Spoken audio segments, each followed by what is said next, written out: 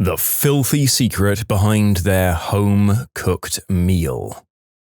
Told my dad that my sandwich tasted like fly spray at Grandma's house. He didn't believe me. 2 days later, I catch my grandma spraying the benches, quote, clean, with the $2 fly spray that you find at the cheap store. Dad figured it was safe to make sandwiches straight on the countertop because they looked clean. I dragged him over to see, and he apologized and took my sister and I out for fish and chips for lunch. My mom used to make sugar cookies for Christmas every year and always used the exact same large Tupperware container. It wasn't used for anything else throughout the year and sat on the shelf, as far as I knew. Turns out my dad kept his green herb in it because the container was airtight. I was probably 15 or 16 at the time. I took one bite of a cookie and immediately made a face. My mom asked why, and I said, "These taste like Mary J." And my mom instantly turns and gives my dad the filthiest paint-peeling look I've ever seen. Funny memory. My crackpot aunt served us a lovely tray of deviled eggs, complete with very old paprika sprinkled on top. So old, in fact, the many weevils mixed in it were dead. Oh boy, I am so sorry. This reminds me of when my gram made chicken soup. I raised my soup for the first bite and noticed that the rice had, character traits. I dropped my spoon, and my parents and sister were horrified why I reacted. I pointed to my bowl and told them that the grains of rice had legs and little eyes. My gram starts yelling that I'm, quote, being picky and being a pain in the butt, etc. That's when my sister and my parents all noticed the same thing in their soup. We were all like, oh my god. But we were trying to be very gentle and laugh it off like, oh, Gram, you must have accidentally picked up rice that you didn't realize this had happened to. She has shelves in her garage where she keeps extra food like canned tomatoes, boxes of pasta, and rice. She swore up and down that she had just bought the rice, but all of us knew better. I felt awful that I ruined dinner. My mum stirred around the soup, took out some with the ladle, and sure enough, the entire batch was chock full of bugs. I visited a friend's house who was living with his mother. She asked if I wanted coffee, and I said I'd love some. Upon getting to the bottom of the cup and taking the last few gulps, I found there was a used Band-Aid stuck to the bottom. I never ate or drank there again.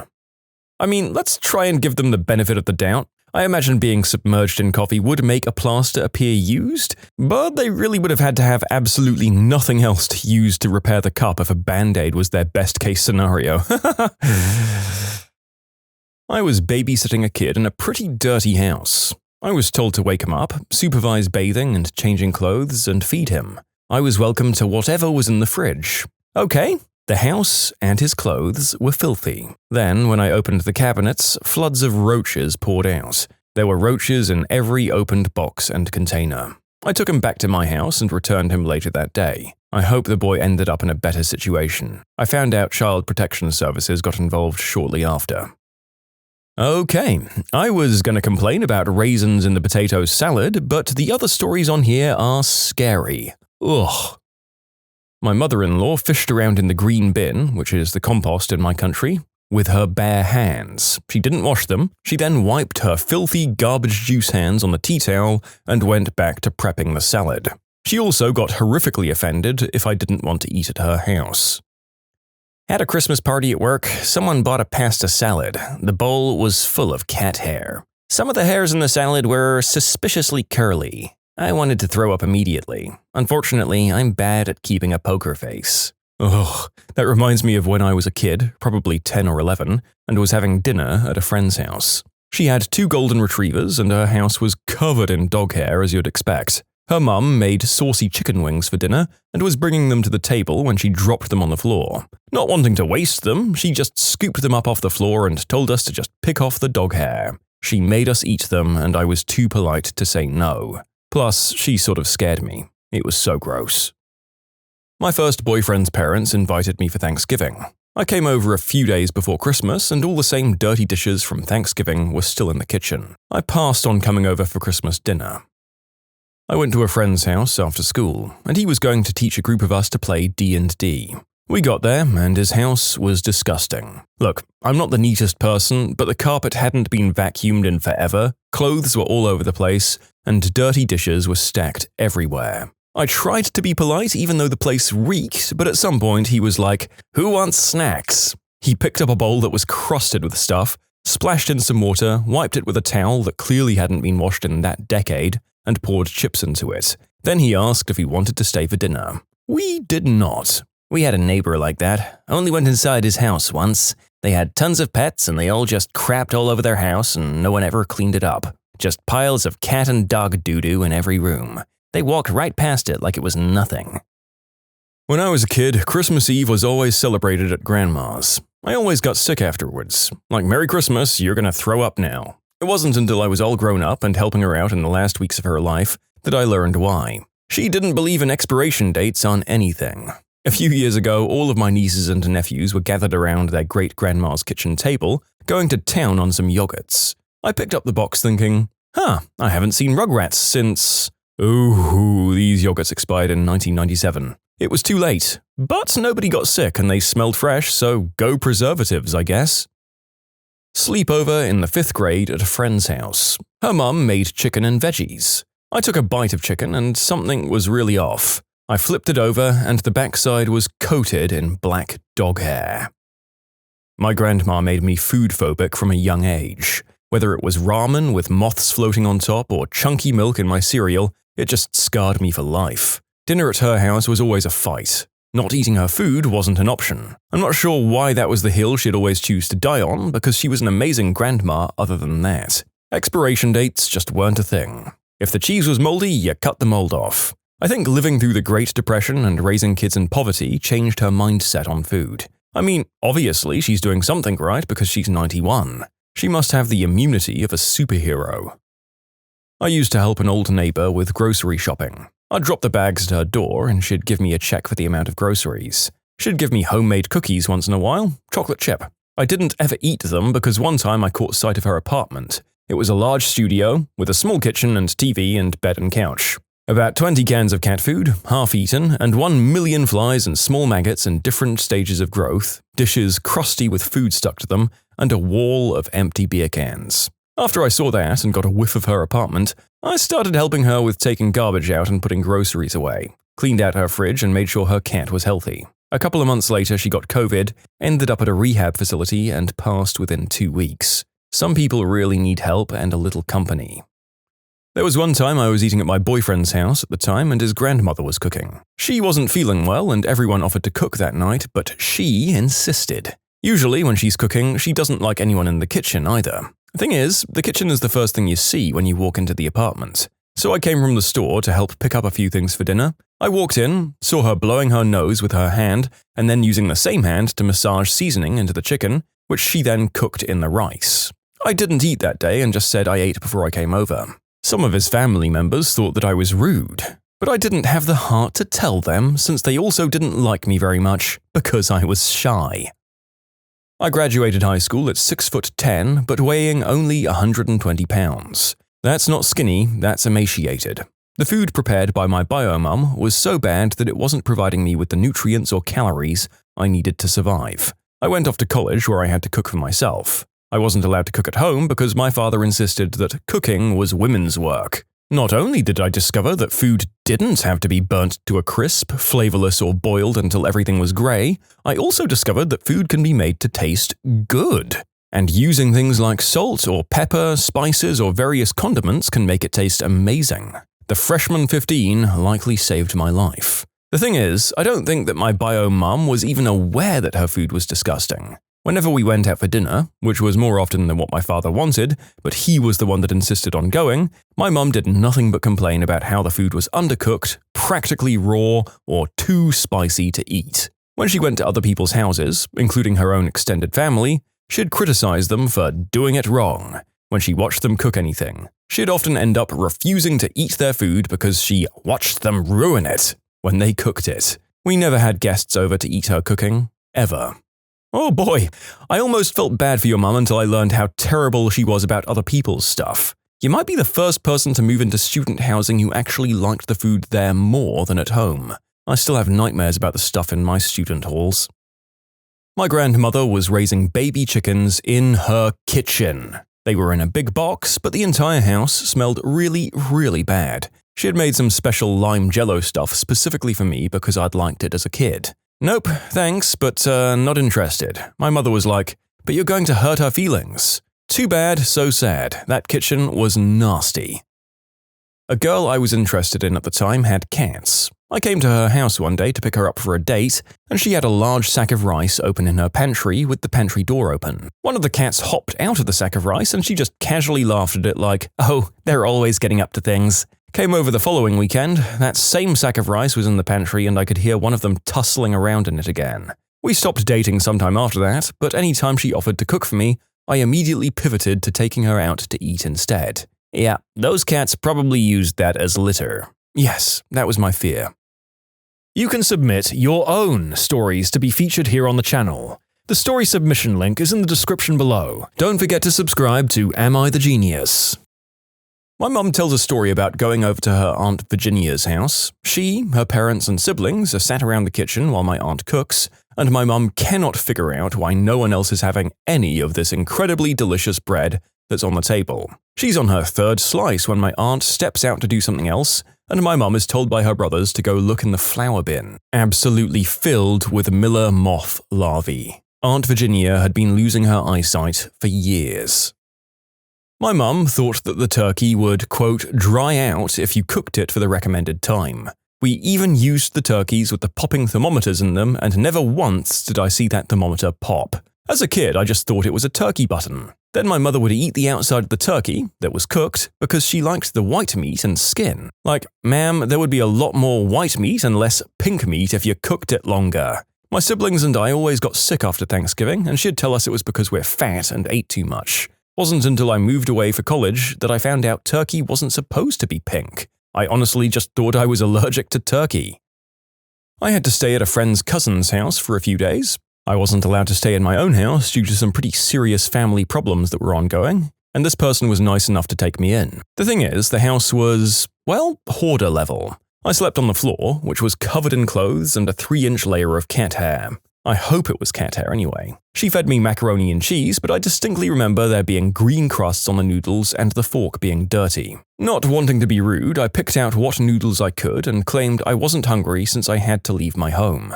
The milk she offered me the next day was cottage cheese, and I politely phoned another friend to ask if I could sleep on their couch because I was finding bugs on my body. I worked as a cleaning lady. There was one woman who had schizophrenia. She was kind, but damn, that house was the stuff you see on TV shows. They should have sent a team of professionals. She had a rat cage, and I've had pet rats myself, so I asked her about it. She said he had died. I took a closer look, and the water in the bottle had little black spots all over it. The water had gone bad or something. I've never seen water go bad in my entire life. The rat was gone, luckily, but the whole cage was still there like the rat had never left. Decided to help out and do some dishes. They were piling up quite a bit, but she had no clean sponge or clean towels. She also didn't know where they were. There was a spot on the floor where 2 flies were feeding themselves off. As I vacuumed, they flew away. She asked me if I'd like some coffee, and I just automatically said yes before I realized what I'd done. Right before she handed it to me, she said, "I wonder when I last cleaned that thing. That must have been about 2 years ago." I said I forgot that I had a cup of coffee at the previous house and I shouldn't drink too much caffeine, and then I excused myself. I went with my then-fiancé to visit some relatives of his. We arrived at their place to find that they were serving up the leftovers of this noodle dish, pancit, that had been their fare the night before. Now, if you know anything about handling pancit safely, you'd know that it goes rancid real quick in hot weather. I could smell that it had already gone off, even from the doorway of the house. One of the older relatives knew this too and bundled some of us off to get McDonald's nearby. Those who insisted on eating the pancit got a bit sick later that day. What a mess. I had this happen to me in the Philippines. They left it out all day, and when we got back to their house, they served me and I ate a couple of bites so as not to be rude. I became so sick that night, projecting liquid from both ends of my body. I vowed to never do that again, no matter anyone's feelings. We have a 73-year-old coworker who's a legit hoarder. I'll get to the point without going too far down that rabbit hole. Years ago, we had a potluck for our crew. As lunch was coming up and we're all getting cleaned up and putting all the food out, I go to the bathroom to clean up and I see Ron walk out of the stall as he's buttoning up his pants and walk right out of there without washing his hands. I go to our lunch area and I see him in line, and the first thing he does is grab a handful of chips and put them on his plate. I grab that bag and hand it to him. I tell him, "These are yours now." Long story short, I tell my boss why I did it, and he agreed. After that, I never participated in potlucks on the same crew as Ron. We have a chili contest every year at work around Thanksgiving, and I've stopped participating in voting for it because I want to know whose I'm eating before taking any. I work with some great people, but I wouldn't eat at or anything from their house. Strangely enough, the guy I absolutely despise, I'll gladly eat his chili because he's clean and well-kept, and I know his house is too. I also work with a bunch of people who don't wash their hands after using the bathroom in any capacity, and we've secretly kept a list so as to avoid any potlucks where they take their food or we can get to the food before they do. Okay, so both of these stories were actually submitted well after the pandemic, which doesn't necessarily mean that they didn't happen pre-2020, but the chance is there. Anyone who doesn't wash their hands like a maniac after living through that history is truly concerning for our society. My parents owned and rented a few mobile homes back when I was a kid. For many years, this older couple and their 2 boys lived in them. We'd hang out after school, on the weekends, and were good buddies, but I could never have a sleepover at their house. For months I begged, and eventually my parents said yes. That night we made microwave pancakes. We went to their bedroom with our food, and I eventually sat my plate down to go to the bathroom. When I returned, my plate was covered in roaches. Apparently they'd lived in multiple of my parents' trailers and they had to spray and fumigate every time they left. My dad said that I just couldn't get the message and apparently had to learn the hard way. They were very nice people and my parents apparently helped them out whenever they could, hence the infestations in multiple units. Still, today I think about how many roaches probably crawled all over me that night. Bonus story: my grandpa was lifelong friends with this one guy.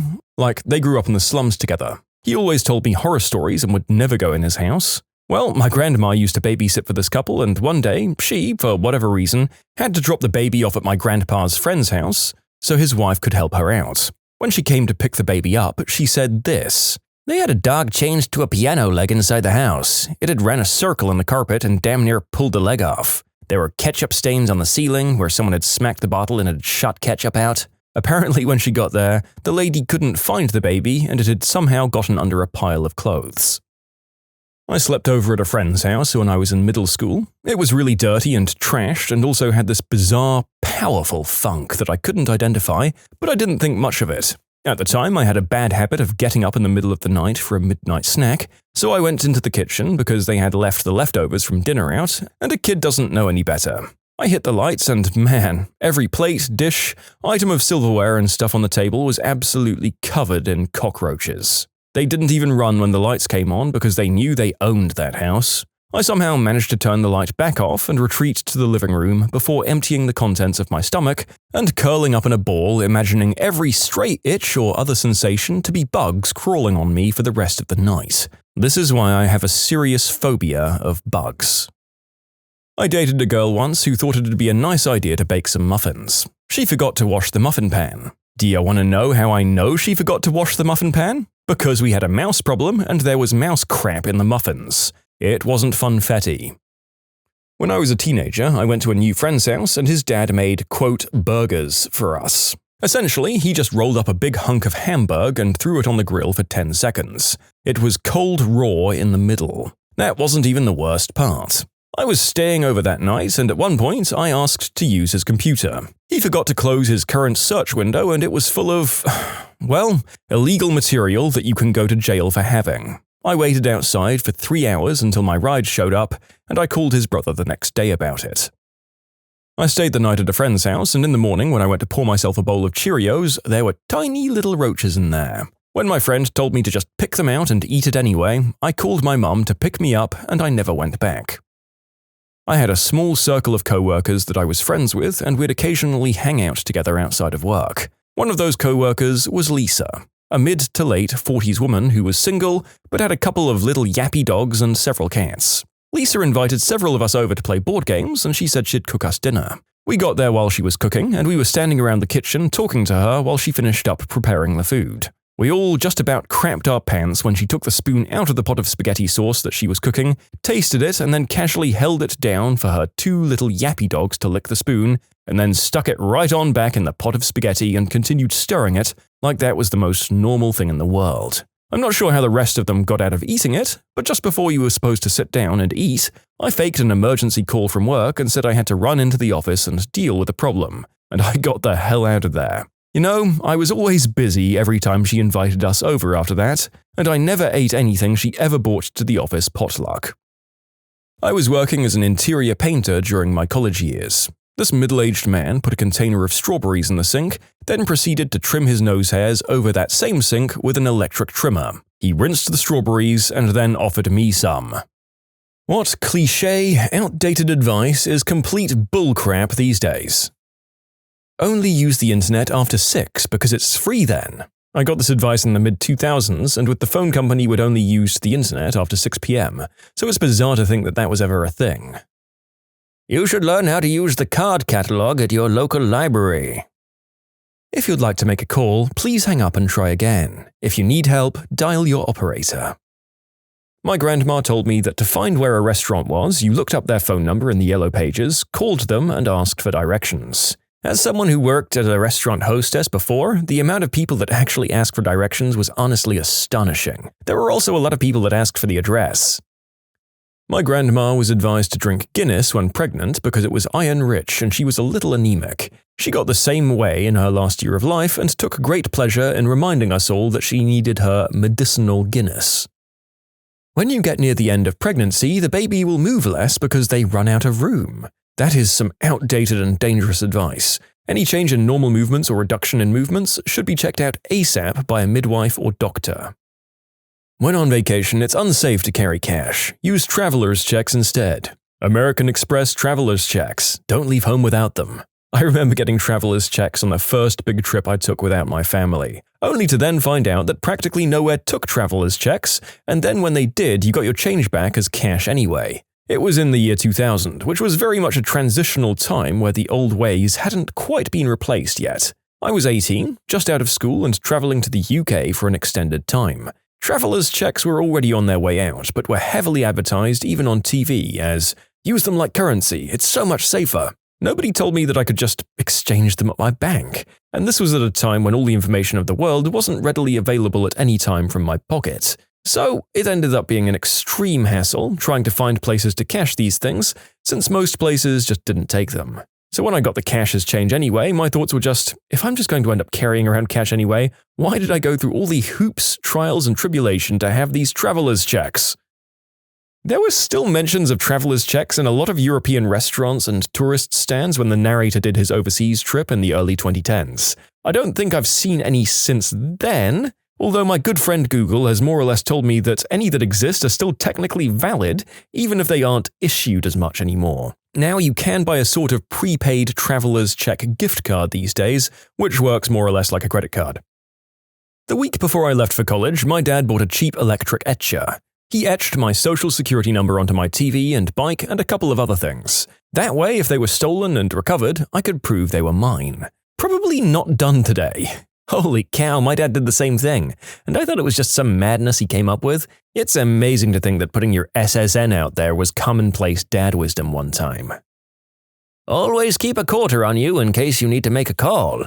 I'm old enough to remember when a payphone call still cost a dime. Friends' parents were really annoyed when the price went up, and they had to give each of their kids a quarter for an emergency phone call instead of a dime. That call had better be a real emergency in that case. Be kind. Please rewind. Nobody's going to pay you to stare at a computer screen all day, said my mom in 1996 at the dawn of the internet. I was working on my computer science degree from 94 to 98. Shortly after graduating, I was visiting my family, and one of my uncles pulled me aside and said, "My son wants to do this computer thing. You do the computer thing, right? Can he actually get paid for it?" I responded with the fact that my first job out of college was making $48K a year as a junior developer, and to my family that's a lot of money for a first-time job. He raised his eyebrows and nodded. My cousin, his son, did not end up doing the computer thing, however. It is not advised to square dance on your period. One of my favorite videos from the 1940s on advice for girls on puberty. The Story of Menstruation, 1946. My mother-in-law told me that I should never lift anything while on my period because the strain will cause my uterus to fall out as well. In the original Boy Scouts handbook, if I recall, the way to deal with a self-deleting person who threw themselves onto train tracks was to jump on top of them and restrain their extremities within the confines of the rails and allow the train to simply pass over them. However, as far as I'm aware, most modern trains have much lower clearances and have monitoring and other equipment jutting from the bottom, leaving clearances of mere inches. How common was self-deletion by train that it needed to be in the goddamn Boy Scout handbook? Regularly clean out the ball and rollers on your mouse. If the picture on your computer monitor is discolored or distorted, try pressing the degausser button. Make sure to keep spare change on you for the payphone, just in case. If a high school student has a pager, he's probably a substance dealer. Yeah, they actually told us this at my high school. I went to middle school back when pagers were a thing as well, and they were banned in my school. A girl I knew had an insulin pump for her diabetes, which looks a lot like a pager, and a witch of a teacher tried to take it from her thinking it was a pager. The teacher refused to believe that it was an insulin pump, or possibly didn't know what an insulin pump was, and either sent the girl to the office or gave her a detention. When her parents found out about the whole thing, they came down on that school with the fury of 1,000 titans. I don't know specifically what the parents said or did, but they put the fear of God into them so hard that the girl essentially became invincible. She could have opened a brothel in the library and actually started dealing, and the administration wouldn't have said a thing.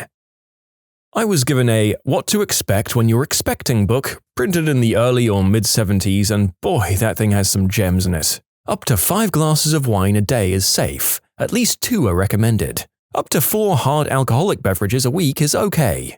Snowsuits and car seats to keep babies warm in the car. Natural feeding is okay, but formula is better because it's scientifically better, and chest feeding should only be done if you're not able to afford formula. Up to 2 ounces of water beginning at 8 weeks, maybe 6.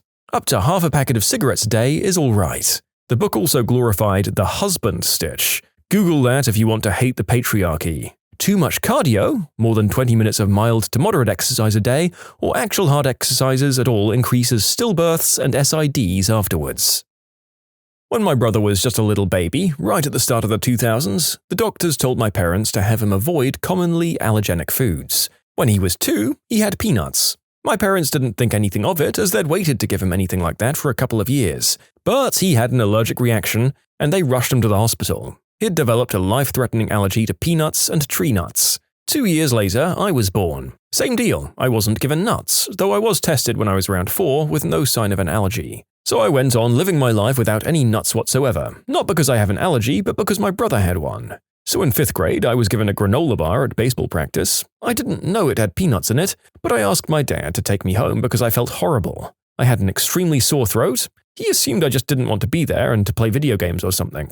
But my paranoid mum, you can imagine why, asked me if I had anything to eat. I had another test, and sure enough, I had a life-threatening allergy to peanuts and tree nuts. Not life-threatening the first time, usually. It turns out, after more recent studies, the exact opposite is supposed to be done to young children. They must eat all kinds of foods that are commonly allergenic so as to make their bodies used to said food, and much less likely to develop an allergy. If you're wondering, me and my brother underwent an experimental new treatment over the past couple of years called oral immunity therapy, or OIT. We now take daily doses of around 5 peanuts and other nuts we're allergic to. Now we can eat anywhere we want without needing to carry epinephrine. Thanks for listening to my TED Talk.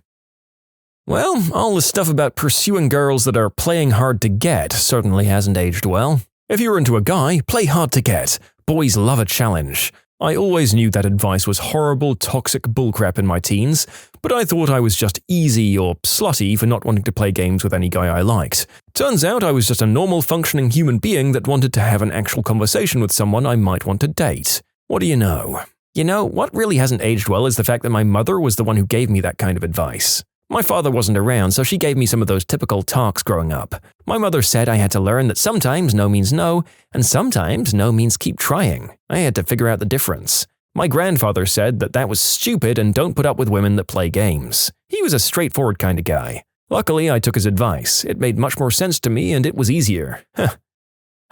Good to know that even when that bullcrap was being peddled, there were smart people in both genders who instinctively knew it was nonsense. Good for them. I wish we could fully excise it once and for all because we're still dealing with the ramifications today.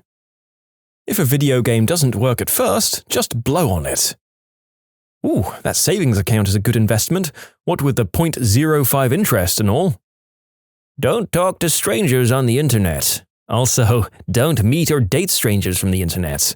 I was an early pioneer here. I met my now husband online in 1999. It was scandalous and risky back then. Lol, I said to my mum. Meeting a guy in a bar or a gym is safe, is it? At least the guys online had their crap enough together to get online back then. It wasn't something everyone did back then. Oh, if you want to use the internet, make sure no one's using the landline. To pay for college, just work part-time at a restaurant waiting tables. Then you can avoid all of that student debt.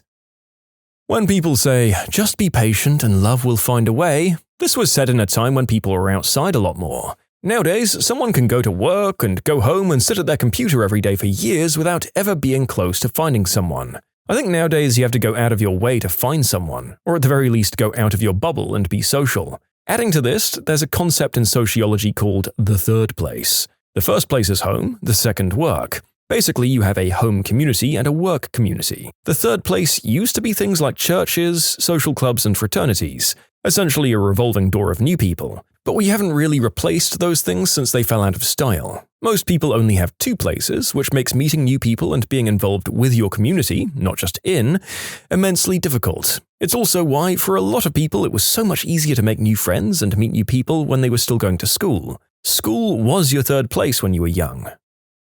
You can submit your own stories to be featured here on the channel. The story submission link is in the description below. And if you want to listen to some vibey music in the background, check out easymode, also linked below, and subscribe. Just show up at the office with a resume and don't leave until you get an interview. One of my favorite Reddit stories from the last year was a guy who posted about how his father, laid off due to COVID-19, told him, the lazy son, how he was going to show him how to do it, made his decision about what place he was now going to work for, and basically burst into the manager's office with the "I'm not leaving until you hire me" shtick. He was arrested. The guy who wrote about it noted that in the 3 weeks since the event, anytime it came up, the dad insisted it was a misunderstanding and the company would come around any day now. That it's never a good idea to wear a mask to the bank, although that's only old-fashioned now due to pandemic-related reasons. If they say no the first time, just keep trying. My dad accidentally raised me really well in that respect. If you don't hear yes, the answer is no. If the answer is no, don't ask again. Just because the answer was yes once, it doesn't mean the answer is always yes. To find your first job, like as a teenager, just go from place to place filling out paper applications. Nope. Now pretty much everywhere just says apply online and we might call. Last year I applied at the In-N-Out, a popular burger place in the southwest US. On their website they recommended going in person and requesting an application. I got there and they told me they only really do online applications. So I applied online and never got a response. You may fascinate a woman by handing her a piece of cheese. I mean, this one's still true. I'd definitely be fascinated if some rando handed me cheese out of context. Show your employer loyalty and they'll be loyal to you.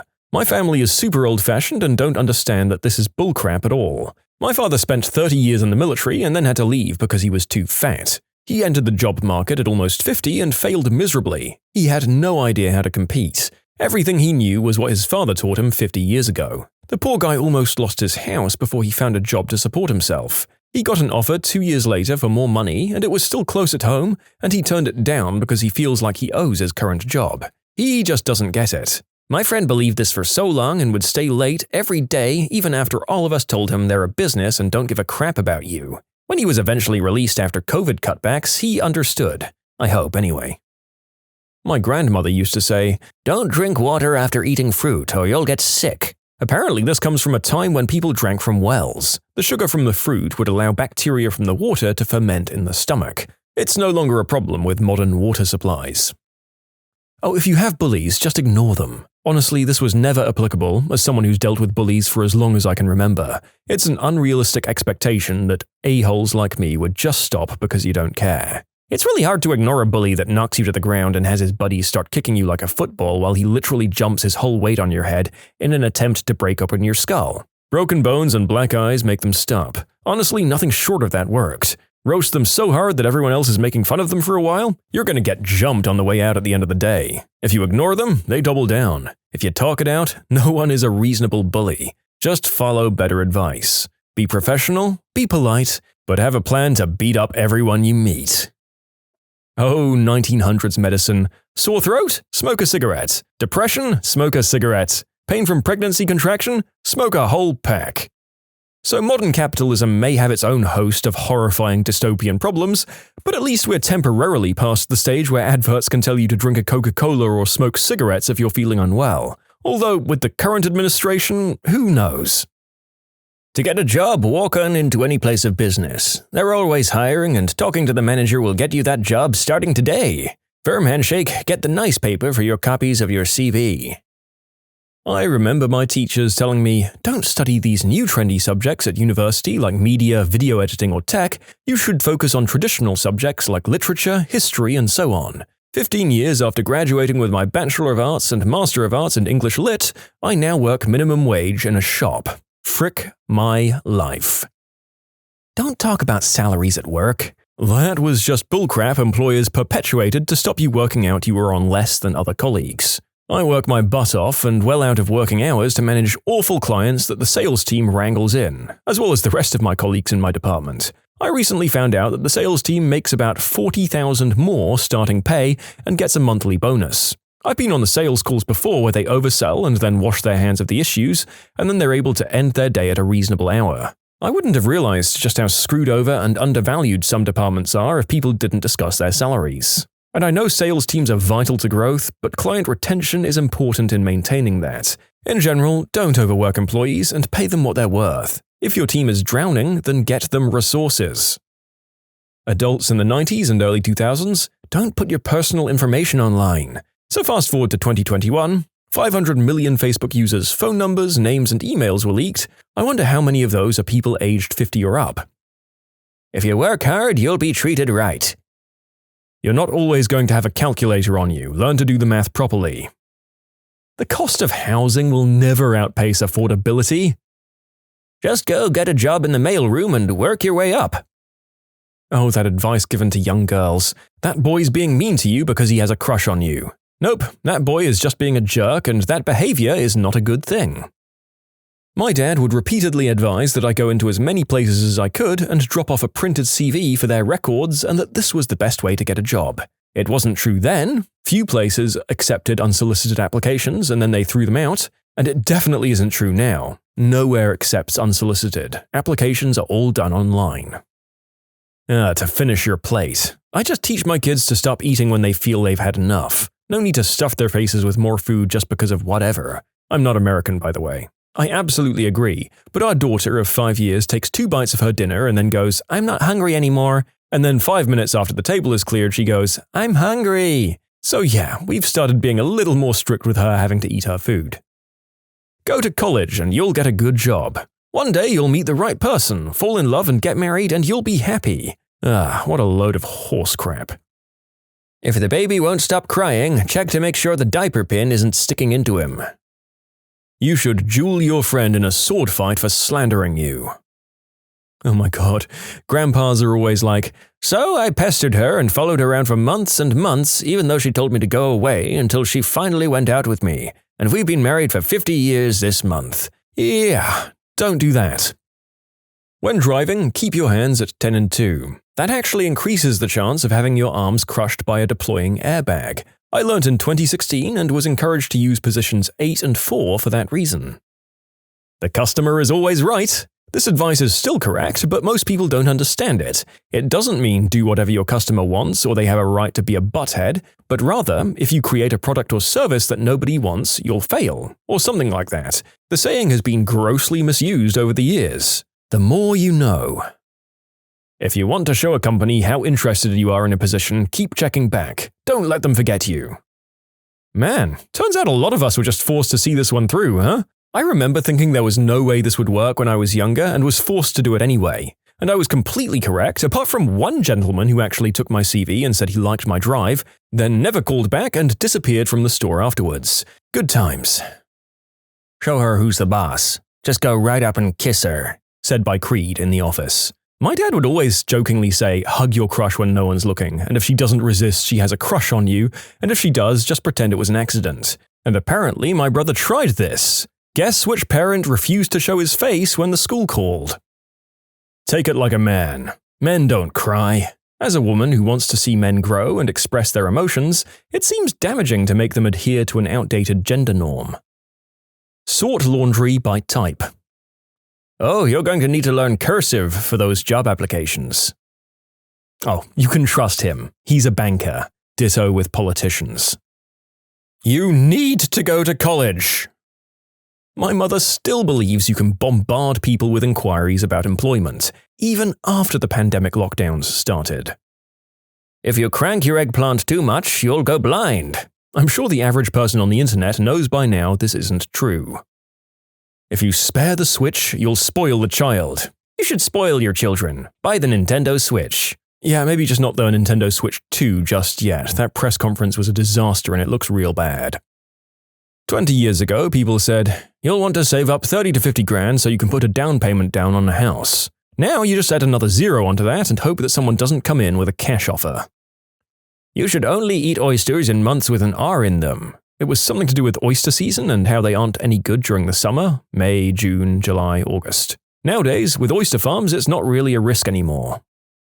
You shouldn't date someone from another ethnic background. That's the one my mother taught me. Don't spend too much time online, you'll ruin your career. Now that same teacher is teaching via Teams. Oh, sweetie, can you wait until after 11 p.m. to make a long-distance phone call? That's when the rates go down. If you want to talk to someone again, make sure that you've got your pager on you. Breakfast is the most important meal of the day. Yes, it was when we ate breakfast, then worked in the fields for 12 hours. Now you should eat when you're hungry. Don't spend it all in one place. I love the convenience of getting everything I need in one place. How do you call out a boomer complaining about kids these days? Didn't you guys have pet rocks in response to an adult having a temper tantrum over fidget spinners? Your generation is soft. It's all the participation trophies you were given. Sure, but who gave us those participation trophies again? Who was that? You know what's really strange about participation trophies? The other parents really push them on you if you don't want to participate. After soccer season last year, I said that we didn't need to get trophies because we didn't win the league. I'm the coach of a U10 girls team. The parents went out and bought the trophies for the kids anyway. I guess the point was lost on them. The kids could not have cared less about the trophies. I think the parents were the ones that wanted them more. Yeah, now shut the F up, George. You were doing lines when you were their age. To this day, I still think about that grandma at the grocery store. What a great wife. Context, I was shopping with my girlfriend, we were laughing, and I accidentally bumped the old geezer's cart. He flipped the frick out with a whole rant about how horrible young people are today, and his wife sat him the F down. I'm living in Germany, and there was an old man complaining for no reason to a friend and me, saying something like, "With soldiers like you, there's no war to win." My friend looked him in the eyes and said, "And with soldiers like you, we lost 2 of them." This might be my most favorite comment in the entire world. It's just a bonus that it's Germany. Not to diss most Germans nowadays, y'all are pretty cool. My grandma said something along the lines of, "Young people are so offended these days." So I reminded her that back when she was born, women were being arrested for wearing pants in public. I usually come back with, "Says the generation that has a full-blown temper tantrum every time someone says, 'Happy Holidays.'" My father-in-law is 55. Whenever he starts with that, "Your generation is so offended by everything," crap, I just casually remind him that he comes from a time when people would shut stuff down if someone of a darker skin tone drank out of the same water fountain as them. My uncle complaining about kids these days in front of his mother, who's 96 and still has all of her sass. She responded with, "Yeah, because you were just a frickin' ray of sunshine to raise, weren't you?" For the record, the uncle is a butthole completely of his own volition. I don't know how he turned out that way considering the wonderful woman who raised him. I don't know why half of the narrator's sassy grandma characters in this video are coming out with Aussie accents. I guess it's because there's something inherently funny about a vicious old Aussie duck. They're a magnificent species, truly. I work at a bookstore in a smaller, retirement-heavy town. So as you can guess, we get tons of old people in every day, and they all think they're the most important person in the store. One time we had this particularly bad old lady who wanted a book that we didn't have in stock yet. So I tried to explain to her that the book came out in just shy of a couple of months, and if she wanted, then we could pre-order it for her. She was not having any of that. She claimed I was lying and trying to steal her money. So I offered to show her the other books we had by that author, which was met with a stern no and her informing me very loudly that she had read all of the author's other books and that I could find a way to get her that book today, and she wasn't leaving until she had it in her hand. I called a manager to the front who again tried to explain the situation to absolutely no positive result. Eventually, she finally looked at me behind the counter and on the other side of my manager and told me, "My grandkids can order anything they want online and it's there in a couple of days, but my book will take me 2 months to get to my home? You're just trying to punish me for being old." She then demanded my manager send me away and that I've made her very upset. He looked her dead in the eyes and told her that he could send me away, but if she wanted this book to ever get ordered, she might consider being a little nicer to the people whose job it was to get it to her. I have never seen a walker move so quickly out of a store. She was gone in seconds. Me and 2 of my friends were sitting on a bus. It was a Friday afternoon and we were going to a concert, so each of us had a couple of beers in hand. 3 old ladies got on the bus and told us that we should give them our seats. Since half the seats on the bus were empty, we just told them to sit somewhere else. They sat down behind us and started crap-talking really loudly about us and our generation. They said we were lazy drunkards who were good for nothing, all the usual stuff. They were ranting for a good 10 minutes until one of them said something like, "I just hope when they're this old they'll know what being treated like this feels like." At this moment, a 30-something-year-old guy who sat near them stood up and said something like, "God, you know what? I hope I die before 60 so I won't become a bitter old crone like you are." And then he got off the bus. The old hags were speechless. A keynote speaker was basically talking crap about millennials at a corporate function I attended. My boss was like, "Wow, he really hit the nail on the head with your generation." My response was, "We didn't raise ourselves with those standards, you all brought us up this way." It actually made him pause and consider that. A young guy on my team at work. Other people were complaining about millennials in 2018. I pointed out that them not being 38 yet also makes them millennials. I love millennials complaining about millennials, especially when they're all like, "I'm not a millennial, I don't do X, Y, or Z. I work for what I have, blah blah blah." Yeah, no generalized millennial does that, and many of them work their butts off hardcore.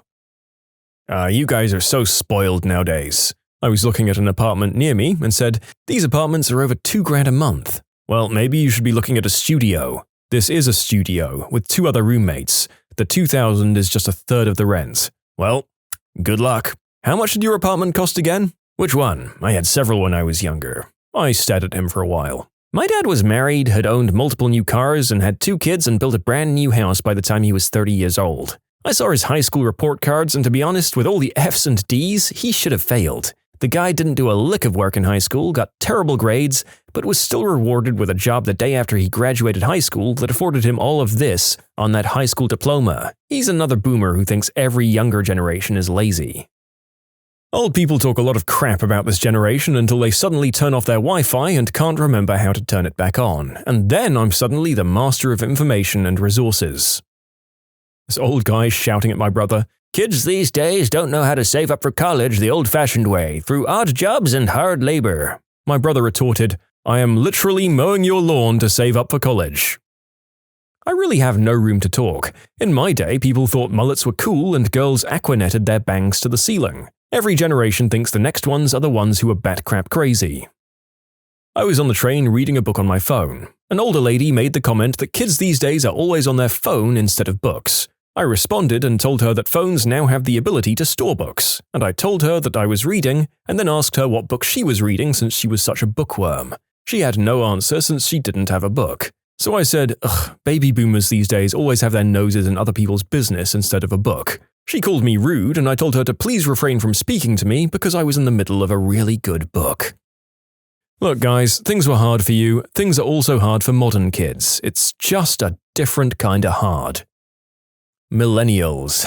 Usually every generation has it better than the ones that came before. That's progress. That's as it should be. Millennials are probably the generation more thoroughly screwed over by their predecessors than any other. Massive debt, ruined environment, overpopulation, wealth disparity, and for all that, the generations that are screwing them over call them spoiled and entitled. A great quote I read once went something along the lines of, "We knew those participation trophies were bullcrap when you gave them to us, but we accepted them because it seemed important to you. If we had known you'd hold them over our heads someday, we would have told you to shove them up your butts." Suppose the millennials had told their parents to take those participation trophies and shove them. The parents would have said that showed how ungrateful and disrespectful the kids were. If the kids accept the participation trophies, they're bad for having them. This is a no-win situation for the kids. No matter what they do here, people will complain about kids these days. The narrator has had participation trophies successfully hung over his head for a fair chunk of his life, until people like the commenters above pointed out to him that no, he didn't ask for them. I don't remember receiving them with anything other than bemusement and generally lost them pretty quickly afterwards because I just didn't care that I got them. They were a token to make our parents feel better. It annoys me no end that I can't make that comeback retroactively. Just remember that when we were kids, we wore parachute pants, listened to a flock of seagulls, and thought the California raisins were cool. Me responding to someone my age belittling my kids. My coworker said that millennials were lazy and entitled. She's 26. I pointed out that she was a millennial, and she replied saying that I was more of a millennial than her. I'm Gen Z. That's not how that works. That's not how any of this works. My response to whenever parents, teachers, or elders in general say kids these days is adults these days can't teach their kids a thing. As an example, say my parents use a word I've never heard of, I ask them what it meant, they go for the kids these days thing, and I go, yeah, you're right, kids don't know a damn thing these days. They could have known that if their parents taught them. Here are some facts. Violent crime is down compared to when Gen Xers like me were a kid. Teen pregnancy is down. If kids being whiny and disrespectful and addicted to screens is the price we have to pay for that, then yes please, I'll have the whining. It's a lot better than being R-worded or murdered.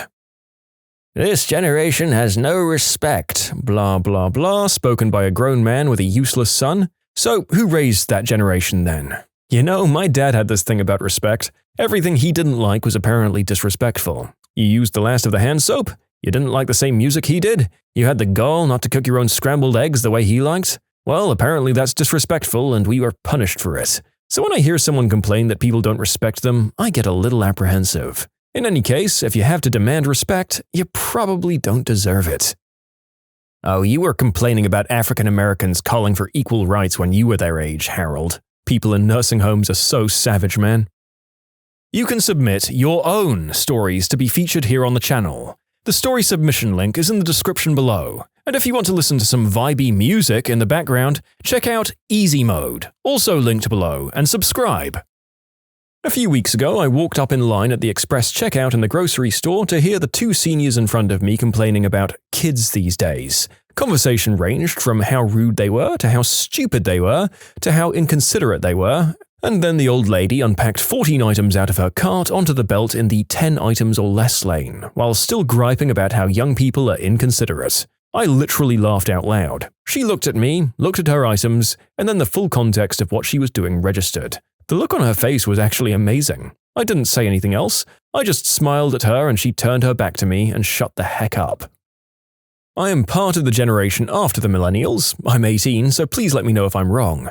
I feel like every generation has it rough in their own way. Baby boomers were raised by a generation that lived through both world wars and a depression. Millennials were raised during the Great Recession, September 11th, and a couple of other events. What I'm getting at is that this whole "we have it harder than you" rock-throwing contest is just stupid. Meanwhile, my generation has no idea what to do. We have one generation telling us what we do is pointless, and one generation telling us that we're spoiled. I get so angry over this whole generational war. Maybe I don't have a right because I didn't experience it. So here's what I've experienced in my life. 1. Kids are Control-Alt-Deleting on life because they believe that what they think doesn't matter or they're too afraid to get help.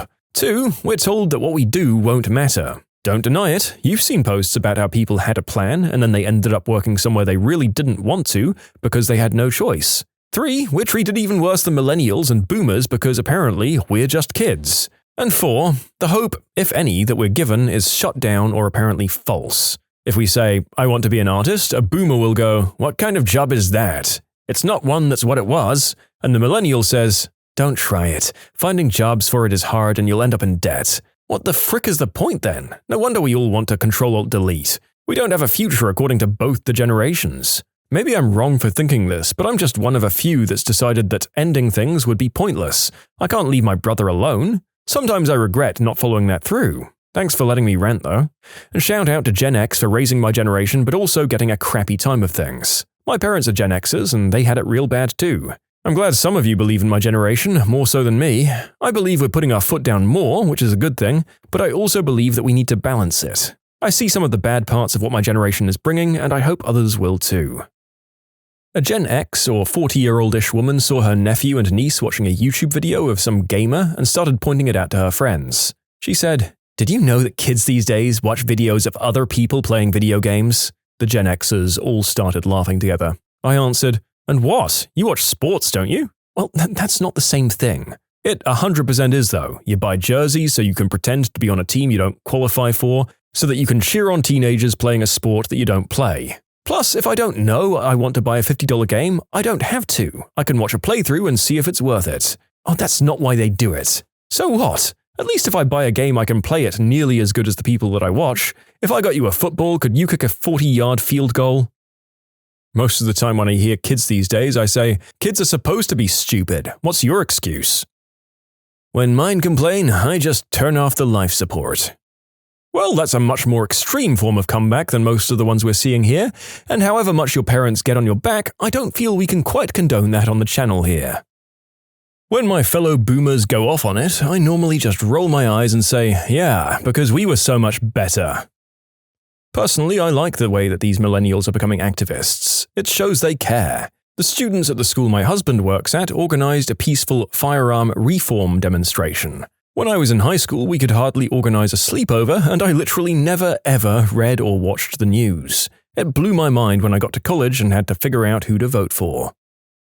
From some dark part of the webinet long ago, someone who was probably in the baby boomer generation was complaining about how kids get participation trophies for everything. Someone replied, "So who gave us the participation trophies? We didn't ask for them." Market cause scary workable cake sand divide bells file license? Thanks for writing in. I think people who care about kids of today this much have got something wrong with them. Except kids falling off bikes. Frick, I could watch kids falling off bikes all day. I don't give a crap about your kids. I've heard people call millennials weak. I find that funny because it kind of seems to me like millennials are capable of changing with the times and keeping up with progress, while older generations refuse progress and shun anyone who has it. Just because we don't have to walk in the snow 10 miles to school doesn't mean we'd be incapable of that. Plus, why the hell do they talk about things like that longingly? I thought millennials could change with the times, and for the most part they can, but after seeing Reddit's reaction to Fortnite and its fan base in the year of 2019, I'd have to disagree. Be nice, those kids will be wiping your butt one day. Some lady at the library was complaining about how children are using iPads too young and how they shouldn't be using technology at all because it's bad for them. I told her that the kids that are using iPads at the age of 3 are going to be the same adults who invent the most amazing technology that'll change the world someday. And then I offered her help to send an email because she's apparently too old to know how. Yeah, I disagree with you though. It just works style computing has only made people more allergic to technology. How many people today know how to use the command prompt? That used to be literally everybody. "Hey, shut up," is my go-to response. It's simple, elegant, and timeless. I just say, "The one I raised is great. How did you do with yours?" I was at a punk concert, swinging udders, and one of my friends, being a first-generation punk like myself, says, "These young punks don't have no respect." I replied, "No respect? It's freaking punk rock, man." Everyone started laughing and we enjoyed the gig. I overheard this guy complaining about how kids these days think gay marriage should be allowed, and a person responded, "At least we weren't racist and sexist." I live in a small town and any minor crime makes for amazing debates on the local Facebook page. At one point, some kid threatened another with a knife and the whole place went mental with, "The world is going downhill" and "What is it with kids these days?" So I did something that I'd been wanting to do for a while. I started a thread on there detailing how my granddad had been threatened by an actual gang of lads with Stanley knives and even straight razors, which should have been a clue, giving details of exactly where it happened, but crucially leaving out the date. After the usual outcry of, "Kids these days," I explained the truth. It was all true, but happened in the late 1940s, and the gang in question were Teddy Boys from a nearby city. My granddad died before I was born, and the pub it happened outside was demolished 25 years ago. I pointed out that this was nothing new, it's always happened, and if anything, crime in the area is down on what it used to be. If anything, kids are becoming more moral and law-abiding. A huge amount of people agreed too, and there was an entertaining discussion about all sorts of crimes and events from the past several decades that have taken place in our little town. Those who criticize this generation forget who raised it. You know the old days when people started wars and killed thousands of people? The old days when showing skin was weird. The old days when we started 2 wars that led to trillions of dollars of debt. Those old days when we had separate but equal. And when Christianity was dominant in school and government. Insert your complaint here. Yeah, those were the days. Older Gen Xer here, please don't blame us, we're not our parents. Also, a lot of us are computer and tech literate. Some of us are industry experts. We work with millennials. My kids are 30 and 34. I sure don't give them a hard time. I'm not my parents. Stop lumping us in because we're grey-haired. Please. If I had the courage, I'd probably say, I bet your parents said the same thing about your generation, and their parents said the same thing about theirs. I heard a lady say, "Oh my god, the Fortnite dance is so stupid." Her husband piped in, "Shut up, Martha, I still have that video of you doing the Macarena." There was then silence for an extended period of time. This was all overheard by me at a local coffee shop. Well, the one thing that both of those cringy dances of their generations have in common is that they'll never equal the glory of the Charleston, a dance so cool that I'm positive the kids are still doing it at the discotheques of today. While I'm older, each generation develops their own rivalry with the preceding and upcoming generation. Never trust anyone over 30 was such a common mantra at one time that it worked its way into many sci-fis in the 60s and 70s. Truth is, every generation feels the last generation screwed them by not giving them a pristine world, and the older generation is annoyed that they're not given credit for the things that they've done to make it better. The world was messed up when we got it, we try to make it better where we could, and it'll still be messed up when you get it. And you'll try to fix it in little ways and pass a messed up world to the generation after. Just keep moving forward. There are less wars today than any before, there's less global poverty, and people live longer and healthier. That's nothing to scoff at least. Funnily enough, it was on Facebook. A post about millennials taking basic classes like cooking, sewing, and laundry. The post was something like, "Oh my god, millennials, how useless and ridiculous." The response was that the current generation was so proactive that they seek out the skills the previous generation failed to teach them. Hot damn. All I'm going to add is that I'm a Gen Xer and I'm so glad I grew up when I did. Kids these days face a ton of pressure from every direction. Being a kid or younger person today looks exhausting. How did your life turn out after you bought a one-way ticket and started everything from scratch? I did this when I was 16. I took one backpack worth of clothes, said goodbye to my family, and flew off to the other side of Australia. Just before I left, I found a place to stay via Gumtree, which was a similar website to Craigslist. Being young and naive, I didn't realize the full extent of what I was doing, and soon realized that without a job, I just couldn't afford my rent. I ended up in the hospital, then in youth shelters for a few months, and at one stage during that, I had to stay on the streets for about 2 weeks. So that was fun. Long story short though, this was over 10 years ago, and now I live in a different state altogether and work in the financial industry, doing quite well for myself. I have no regrets. I met some amazing people and had some crazy journeys.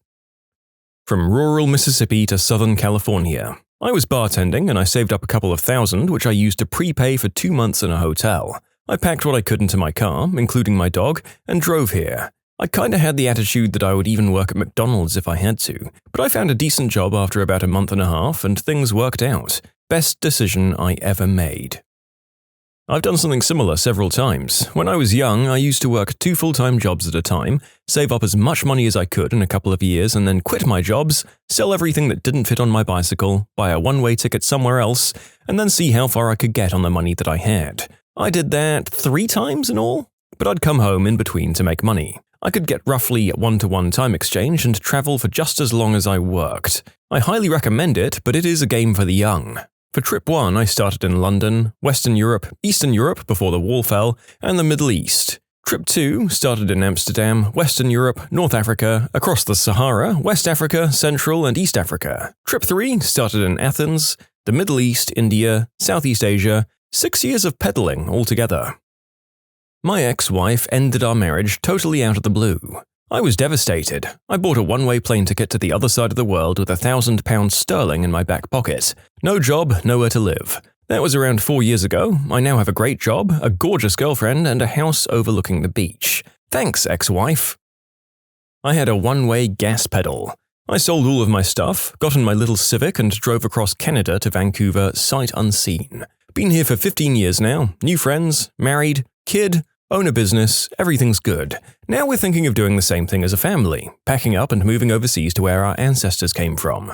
Why not? Life's too short to stay in one place forever. The narrator was thinking that he'd never be brave enough, but then now that you mention it, I did a softer version of this 9 years ago, and I'm now a business owner in the country I live in now, so yeah, sometimes your little crazy trip sneaks up on you and turns into your new life. At the age of 27, I sold everything in my house, moved from the southeast corner of the country to the Pacific Northwest. It was a wild drive, and it's been wild times since then. I've gone on to accomplish the greatest things I've ever done in my life so far. There have been dark, lonely times, but also the best times I've had in my life so far. Seattle is great. Leaving it all behind isn't for everyone. It takes a strong person. You will feel alone, you will doubt your decision, but if it's something you've always wanted to do, you'll be grateful in the end and you'll become a better version of yourself. If you truly want something out of your life, go get it. Period. Let nothing stop you. That deathbed is coming for you, same as it is for everyone else. Are you okay with spending your time where you are for the rest of your life? Or would you look back with regret? We get so caught up in life that we forget that we only have this one chance to do what we love. Don't be curious forever. Go out. Go after what you want. The price was steep, but I paid it gladly. It was an investment in myself. In the end, the decision must be based on the real question you must ask yourself. Who do you want to be? Not what do you want to be? Do you want to be the person who left or the person who stayed? I'm in my early 20s and just ended a long-term unhealthy relationship and moved across the country to California to completely start over. I saved up a few months' expenses back home and found a place on Craigslist to move into before I flew in. It took me about a month to find a seasonal job, and luckily as that job ended, I got hired on to a nice food chain. I've been here in Stockton for 7 months and I currently live paycheck to paycheck. I don't own a vehicle, so I bike everywhere, but I feel so free and in control of my life now. I don't ever regret coming to California, even though I live in one of the worst possible cities to have hope in. These other stories make me feel like a silly, complacent fool. I want an adventure. No, I'm a Baggins from Bag End. The best thing I have ever done was move to the other side of the planet. I would rather be a waitress in Germany than a professional anything in Australia. The lifestyle, people, location, smell, food, transport, socks, toothpicks, luggage, beer, watches, supermarkets, ice cream, makeup, speakers, printers, housing, wine, cleaning products, and dogs, they suit me better than the comfort and safety of Australia. I love everything about Germany and I will do anything to never leave. I don't regret it. Not even once.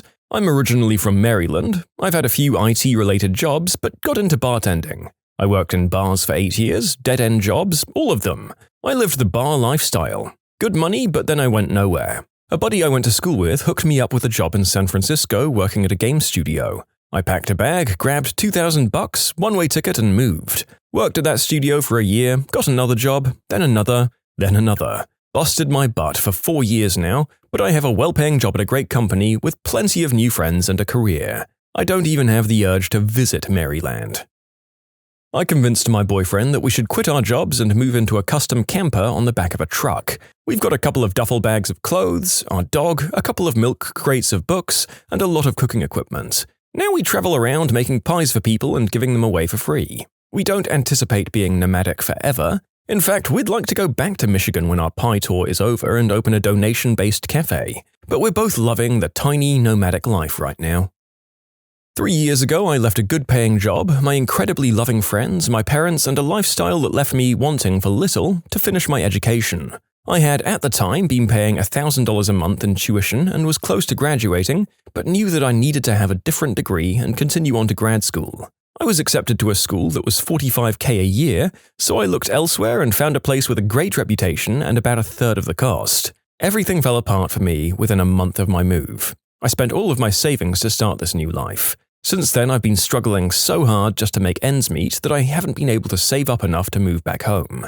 Each semester I stay here, I get further and further off track. Instead of working towards my goals of graduation and grad school acceptance, I'm having to spend each day simply getting through it. Just when I think I'm finally back on track, something else happens and I'm back to square one. I went from $55,000 a year to minimum wage part-time.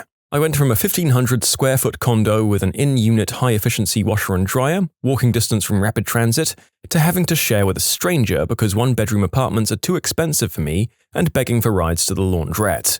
I've taken classes one by one while 2 full classes of graduates have gone on without me. If I could do it all over, I would have never come here. I would have found some way to make it work back home. I would have gone to a lesser school, or lived in a bad neighborhood, or I don't know, I just would never have come here. The worst part is how isolated I am. I don't have any family remotely nearby. All the friends I made graduated and moved away. Then the friends I made after that have graduated and are packing up, as I type to move away. Nobody comes to visit me and I don't have the means to visit them. Even if I had the money to rent a car, my work schedule just didn't allow it. The only days I had off were the days when I was in class for 6 hours. I regret absolutely everything about this. I made a decision knowing that I had the drive and ability to reach my goals, but I forgot that some things depend on the actions of others. I was waiting for one of these. I figured that not all of these stories could statistically be winners. I'm sorry that things just didn't work out for you with that trip. I did do a quick check of your profile and it seems like at least you've moved on to pastures new, and I hope things are better now. I'd finished college, I had no direction with my life, so I moved to Honduras and worked at an orphanage for a year. It was great. I ended up coming back to the States afterwards, went to law school, graduated, passed the bar and got a job, and I'm now getting the itch to go and try something intense and new once more. Any suggestions? I ran out of money and had to come home and get a job. I regret that bit of it.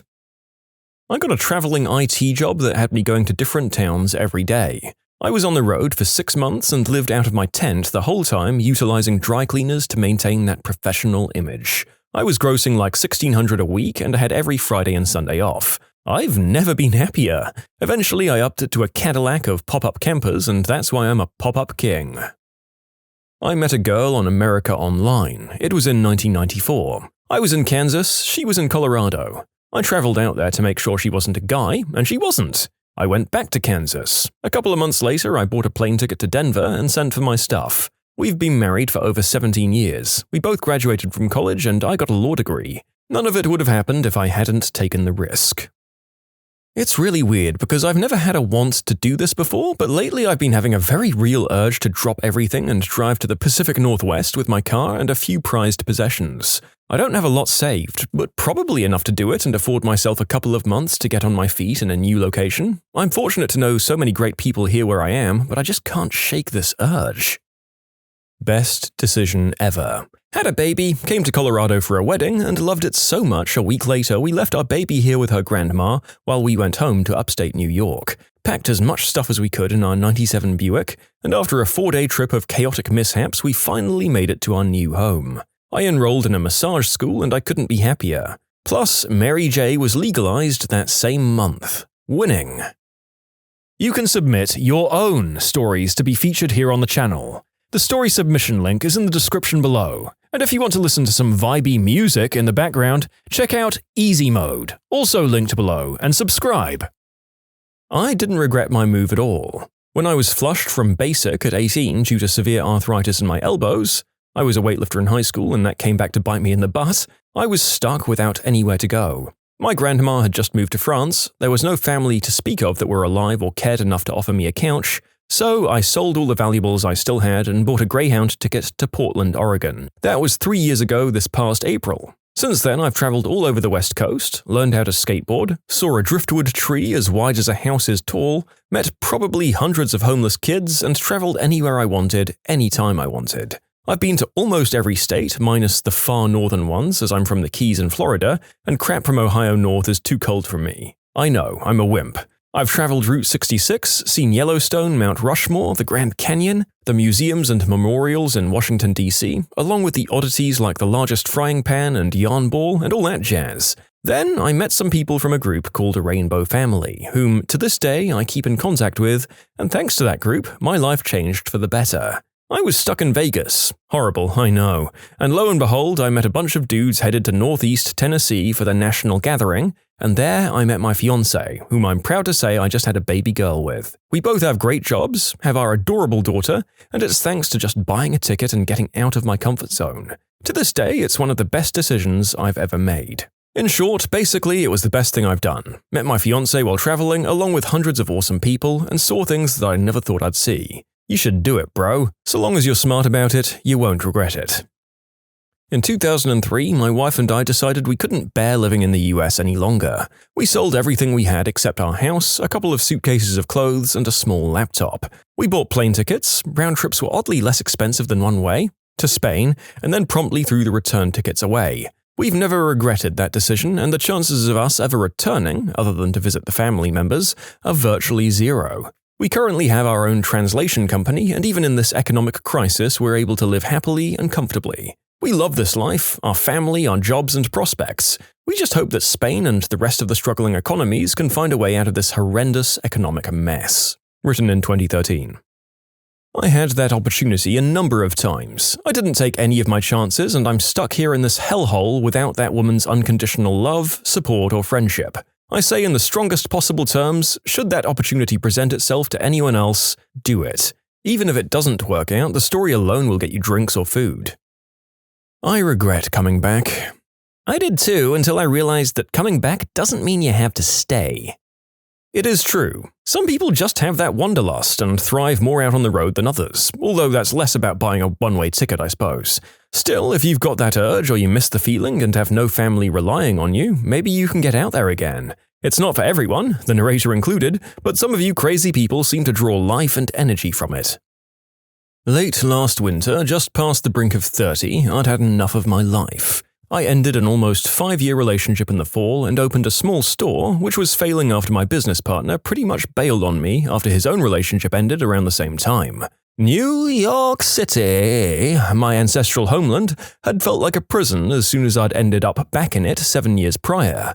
I'd been dying to leave, but love and commitments had nailed me down. After finally having a talk with my business partner and him agreeing to close the store, I cried my eyes out in the back of the shop. When I could breathe again, I went to visit my best friend at her bar, where another friend of ours happened to be freshly returned from a long vacation. "You should go there," he insisted. I think it'll embrace you. He waxed rhapsodic and showed me a few photos of a place I'd never considered. Okay, I'll go. Worst case scenario, I hate it and I just pack up and go somewhere else. I'd sat still for quite long enough.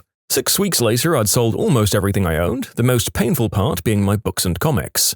I packed whatever was left into a couple of duffel bags, had a pretty fantastic roller coaster of a going-away party, got on a bus and began a meandering road trip adventure from friend's couch to friend's couch, having an amazing time catching up with people I hadn't seen for years. And then it was 2 weeks later, 6 a.m., and I was stepping off that last bus into the still dark morning. The air hit me, thick and warm and damp and sweet. The night-blooming jasmine swept along in the faint breeze of the river, and I was home. New Orleans was the home I didn't know I was missing. I'm so in love with my life here. I'm more myself, some better, stronger, happier version of myself than I've ever been, and I'm grateful every day. I work for an artist, I make art myself, I spend time with all of these amazing friends I have, and I wander through one of the warmest, most interesting, beautiful cities I've ever known. And now I'm in a relationship unlike anything I ever thought possible. It's so fairy tale that we can't help but constantly laugh to each other about it. Regrets? Not a single damn one. At age 27, my dad had a good job, a stable relationship, born and raised in Hong Kong. Then he decided to take a vacation to Vancouver, Canada. This was back in '72, and he fell in love with the city and decided he wanted a life there. His girlfriend refused to come over, and making a life was difficult, according to him, yet he stayed. They broke up. My dad eventually tried investing in the housing market with a few friends. Lost almost all of his money, partly because Vancouver's real estate 40 years ago was nearly non-existent, and also because his friends were just blazed out of their minds half the time. He was so poor at the time and couldn't even afford a ticket back to Hong Kong. He then got extremely lucky and landed a job as a tourist guide for Chinese tourists visiting Canada, and instead of being paid, the company agrees to fly him back to Hong Kong. He worked hard for 10 to 15 years and found a wife. Does stuff with her, I pop out, and he decides he wants his family to live in Vancouver, so he comes back with us. He retires when he arrives in Vancouver in '96. I've asked him before does he regret his decision back in '72, and he says he doesn't regret anything because in the end, everything worked out. When I was 19, I moved to Germany, all by myself. I left my parents in Brazil, haven't talked to them in a few years. In Germany, there's a test equivalent to the SATs called the AITA. You can only take it once in your life and it lasts 2 years. That's how hardcore it is. Anyway, ever since I was in the 5th grade, I wanted to take this test. I started speaking German in 3rd grade and worked my way up until I was 17, going on 18 when I started my AmITheA. It was quite tough in the beginning. I lived at home still, so my parents were still quite protective. Whenever I wanted to go out, I still depended on them, and that really irked me. I didn't have a job and couldn't get one because of the amount of schoolwork I had, so all the money came from my parents. It was really hard for me to depend so much on them because I really wanted to be independent. When I finished the AITA, I was 19. I took the first flight available to Germany, and I'll never forget that excitement I felt right when I was going to board the plane. To quote The Shawshank Redemption, it was, "the excitement only a free man can feel." I boarded the plane and felt truly amazing. I was finally going away, independent, and hoped to never have to go back to that life. Upon my arrival in Frankfurt, I instantly knew that I was in love with the country. I stayed in Frankfurt a few days and just walked around doing whatever I liked. If I wanted to, I could just stop by a store. If I wanted to, I could buy a €30 shirt. I could do whatever I pleased. I left Frankfurt, but I haven't forgotten the love I have for that city. I stayed in a small town called Haar, next to Munich. Funnily enough, the town's name means hair, and it's something that had always represented the repression I'd grown under. I'd always wanted to grow out my hair and paint it blue, so that's what I did. I started my studies in the Technical University of Munich. I wanted to become an electrical engineer. I'd always liked building things. I spent 5 years basically studying non-stop, and now I live in Hamburg. So all in all, I don't regret my decision of moving. I like being free. I like doing whatever I want. In fact, I'm so free that I wasn't even constrained by my degree when looking for a job. I'm an architect now, which doesn't really have too much in common with electrical engineering. In fact, my boss came up to me and told me he'd need help with the electrical cables we were changing in his office. He called me into it and I asked him, "Was brauchen Sie?" which basically translates to, "What do you need?" "Ich brauch Baumfidden," was his response, which means he needed tree fiddy. It was then that I realized that my boss of 6 years was a 500-foot-tall reptile from the Paleozoic era? That damn Loch Ness monster had had me again. Okay, so this is the narrator editing, several hours after recording that initial piece. I stared at the script for ages. The comment is 12 years old. I don't know if the reference is something that anyone will understand, but I'm leaving it in on the off chance that it's the funniest thing in the world for one of you out there, because I sure don't get it. After watching my thriving business with 5 employees implode in late 2008, I basically said, screw it, and joined the Navy to do something radically different with my life. Now I'm happily married to an awesome girl I would have never met otherwise. I have a new skill set. I have a job I don't like very much, but I'm out of the Navy in a few years. Thankfully, I get to keep the skill set and the wonderful wife, I hope. When I finished my time on active duty in the Army, I was 8 months pregnant. I met my daughter's father in training and spent a week with him before heading for my first duty station. In that week, I accidentally became pregnant. He convinced me to move to his hometown in Indiana so that we could try and work on things and raise our daughter. Not surprisingly, things didn't work and now I'm stuck here. He's a great dad, but here with no close family is very hard, especially since it took me years to get out and make friends of my own. So, yeah, I kind of regret it.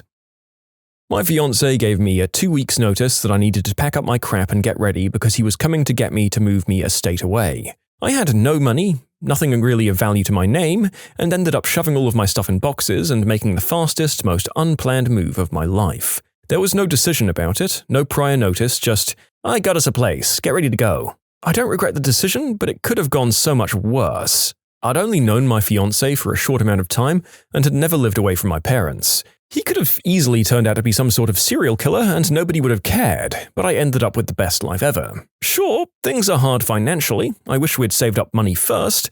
I wish I could have had a hand in picking out our future little home, but I definitely don't regret the move. Not to go into too much detail, but my previous living situation was pretty horrible and he wanted to get me out of there. So he did.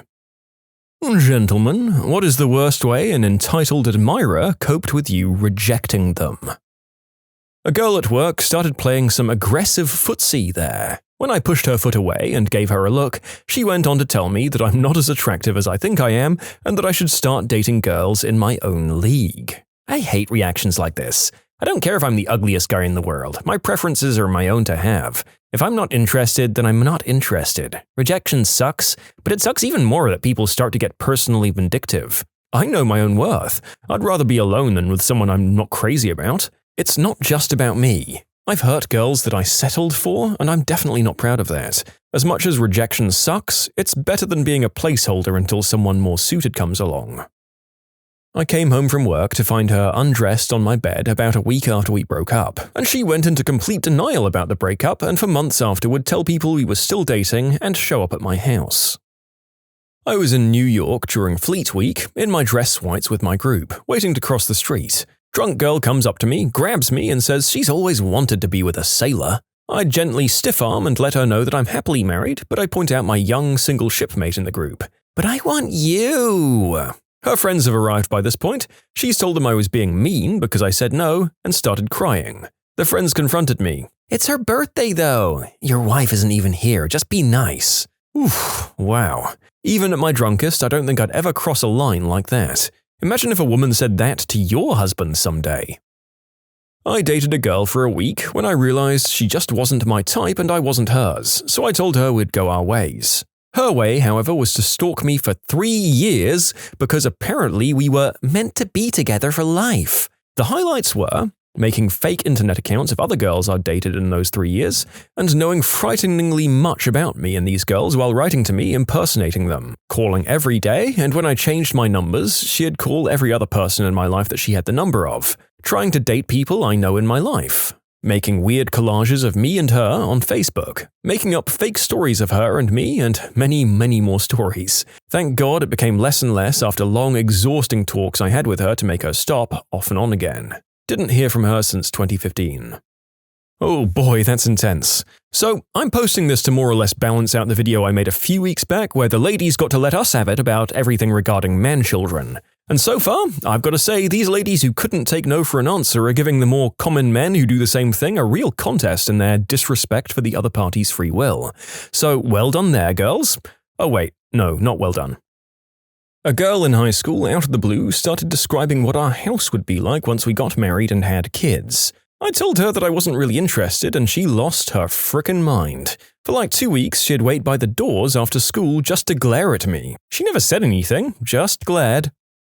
She stalked the crap out of me, stole hair clippings, and made a shrine to me in her closet. She was a real nutcase. It's been over a year, but she still seems to find me somehow. She told everyone in the office I was gay. I have no problem with gay people, so I played along. Psst, you should have told them she turned you gay.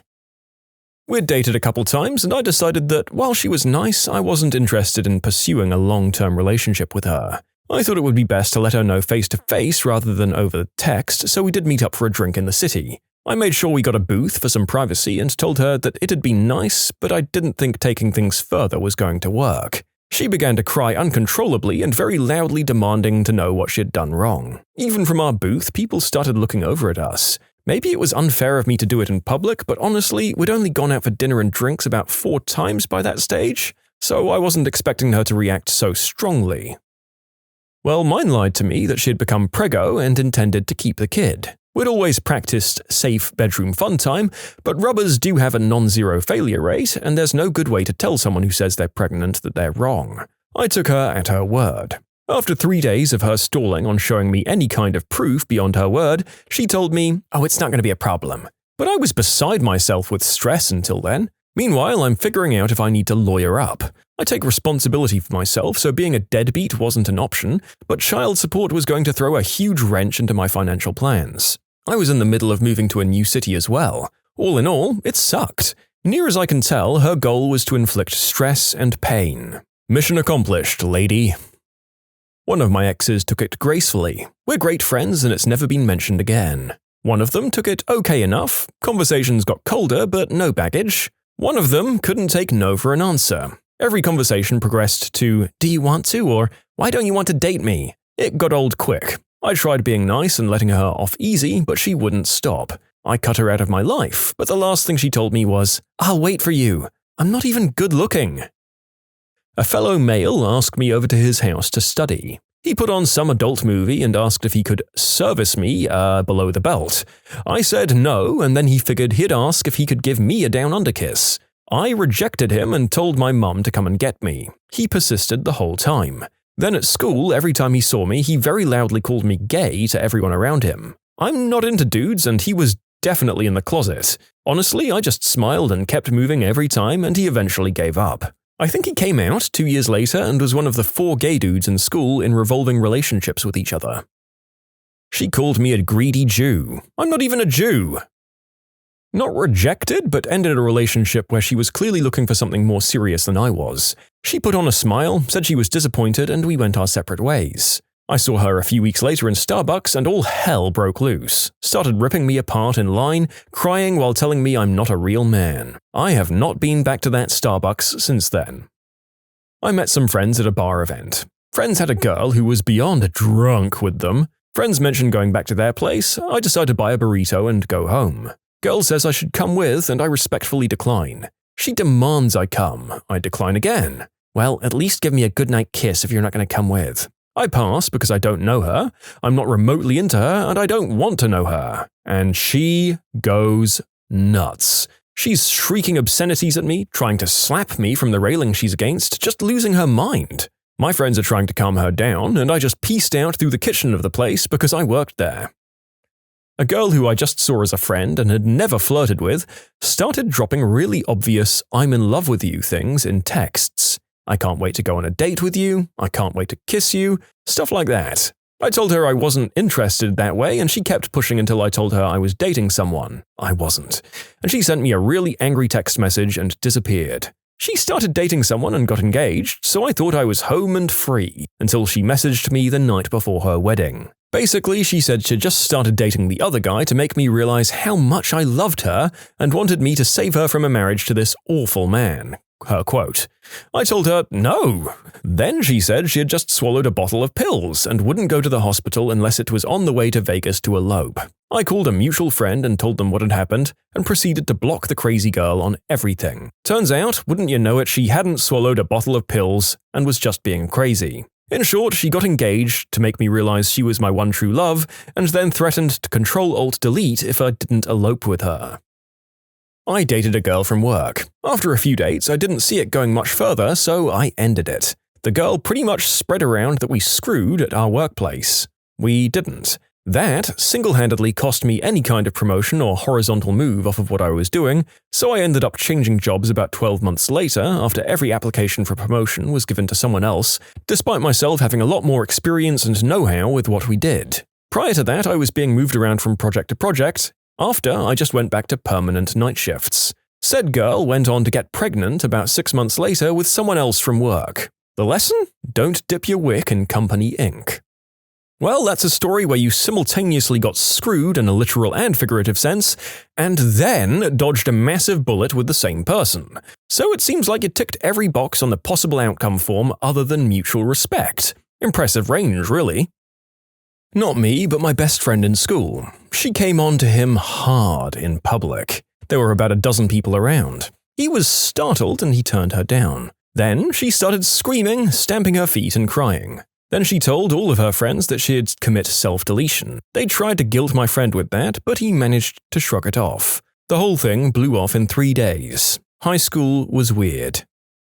I had a chick smell me all over, what the frick I know, grab me, try to dirty dance with me many times after I declined multiple times, tell me how promiscuous she was, and finally, after cupping my jewels, say, "Stop being a B-word," because I wouldn't F her. Weirdest frickin' person I've ever met. She later broke some stuff in the women's restroom and walked home several miles alone on foot at 4 a.m. without telling her friends.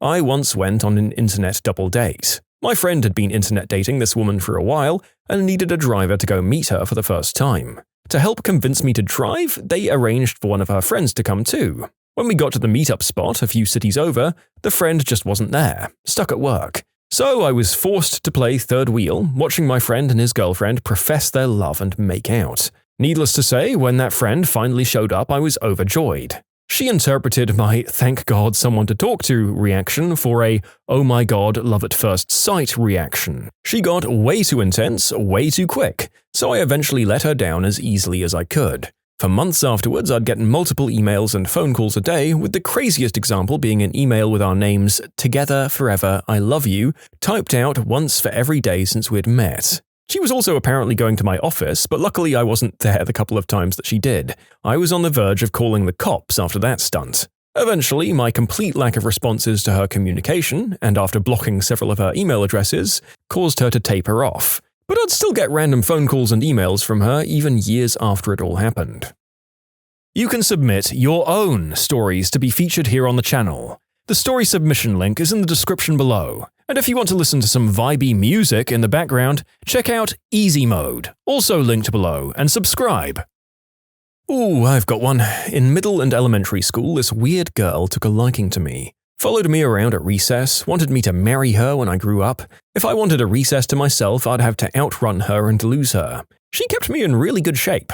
Fast forward to high school, I landed in the same film arts class as her. I'd often be out filming interviews and short films around the school, but when I was in the editing room, there she'd be, ogling me from across the room, inching her chair closer and closer, and complimenting me on virtually everything from my hair to clothes to jewelry. I was a socially awkward teenager, and I didn't explicitly tell her no as soon as I should have. She reached out to me on Facebook a few times asking if I'd consider dating her, and that's when I said, I have no doubt you'll find the one, but it's not me. I'm pretty sure that's when the stalking started. It all started when I was biking to school one day and saw her leaning up against a telephone pole at the end of my street, staring at me as if she was expecting me. She lives quite far away from me. I used to live on her street in elementary school, so I knew. So I think she must have followed me home, then gotten up at the crack of dawn and figured out when I'd be leaving for school. This happened more than once. Fast forward to the present day, she seems to have figured out what routes I take home from work, and sometimes I'll be biking to work or home from work, and she'll be standing at an intersection, again, staring at me as if she's expecting me to come that way. She messaged me again a few weeks ago, asking if I'd date her, and I gave her a very clear rejection. Hopefully, this time it sticks. I'm just really glad she doesn't know where I live. I rejected 3 different girls in a 2-month span, and all 3 asked, "What, are you gay?" "No." "So I'm ugly?" I didn't say that. Word for word, every incident. One of them was kind of fugly, though. She cried and was wailing and asking if it was because she was ugly or her weird nose in public. I told her it wasn't and that it was me. I used to think I wasn't shallow, but her nose was Mount Everest and Uncanny Valley at the same time. She later said I slapped my member on her nose to get off. I did not have relations with that nose. Oh, this story comes courtesy of my best friend. He broke up with his psychotic girlfriend, so I went over to be supportive and I ended up calling a female friend over that I knew liked him, and I left. Around 3 a.m. he calls me to tell me his ex tried crawling through the dog door to get into his house. Somehow since then she's manipulated him into getting back with her, and she's still that psychotic. Rejected a girl that I barely knew, who then started screaming that she was going to not be alive anymore if we weren't together. I felt bad for her, but pro tip for you ladies that think this is a winning strategy, it kinda makes people want to date you less. She proceeds to get on the ground and writhe around saying she's having a panic attack and that she could die from it. I almost laugh at how fake it all is. I mean, she gently sits down during her fall and then positions herself carefully and stops moving. But a group of people come by and, quote, rescue her. We were outside a campus. She goes to hospital and obviously the doctors find there's nothing wrong with her, but she claims they just couldn't spot it. She started spreading the word on how she nearly died from the cruel mocking and verbal bullying I threw at her, and how when she was dying in the streets from a severe panic attack, I just cruelly laughed and walked away. I don't think a lot of people bought her story, but I never really saw her again, so it just kind of disappeared on its own. Oh, mine gave me the standard stuff. She spread rumors that I was gay, spread rumors that I had a tiny member, spread rumors that I had dysfunctional ding-dong. All the same woman. She still hates me over a decade later. She asked me to prom. I told her I wasn't planning on going because I wasn't interested. Told her I had to work anyway. She asked for a few days to change my work schedule so I could go. I politely declined and she understood. I was shy and didn't know how to handle an attractive 15-year-old, I was 13 at the time, coming up to me and giggling with her friend, and I thought I was just being made fun of again, so I turned her down.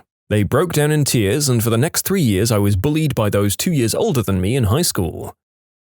She stalked me for 19 months, tried to hit me with a car, tried to shoot me, tried to shank me, wrote my mum a letter and signed it with her blood, wrote me a letter and did the same thing, and told all my friends that I'd committed the unspeakable act on her. A few of them actually believed her, which just mystified me. On the positive side, I learned how to get a restraining order, a weapon permit, and concealed carry permit. I even learned you can then get them at the same office from people who work at desks right next to each other. Pro tip, when they ask you why you need a restraining order and a firearm permit, don't say, because if one doesn't work, the other will. They have no sense of humor in that office. Oh boy, that joke was one heck of a gamble to take when you were faced with someone who it sounds like was literally out for your blood. Good on you for maintaining a sense of humor against adversity, though. I broke up with this girl and she didn't want to. She tried to talk me out of it and then tried to commit the unspeakable act against me by pinning my hands with her knees and trying to take my pants off. Being bigger and stronger, I just stood up and dumped her on the floor. I never thought about the unspeakable act the same way after that. One time later, her other ex, my best friend, was visiting and she came over. Things seemed to be going okay when all of a sudden she leapt up in the air and tried to come down on my chest with her knees like some kind of wrestling move. I was so mad I literally threw her out my front door and told her to get the F out of my life. Turns out she was jealous of our friendship. I don't think I ever saw her again, and for the record, the stuff in the bedroom was good. You know what they say.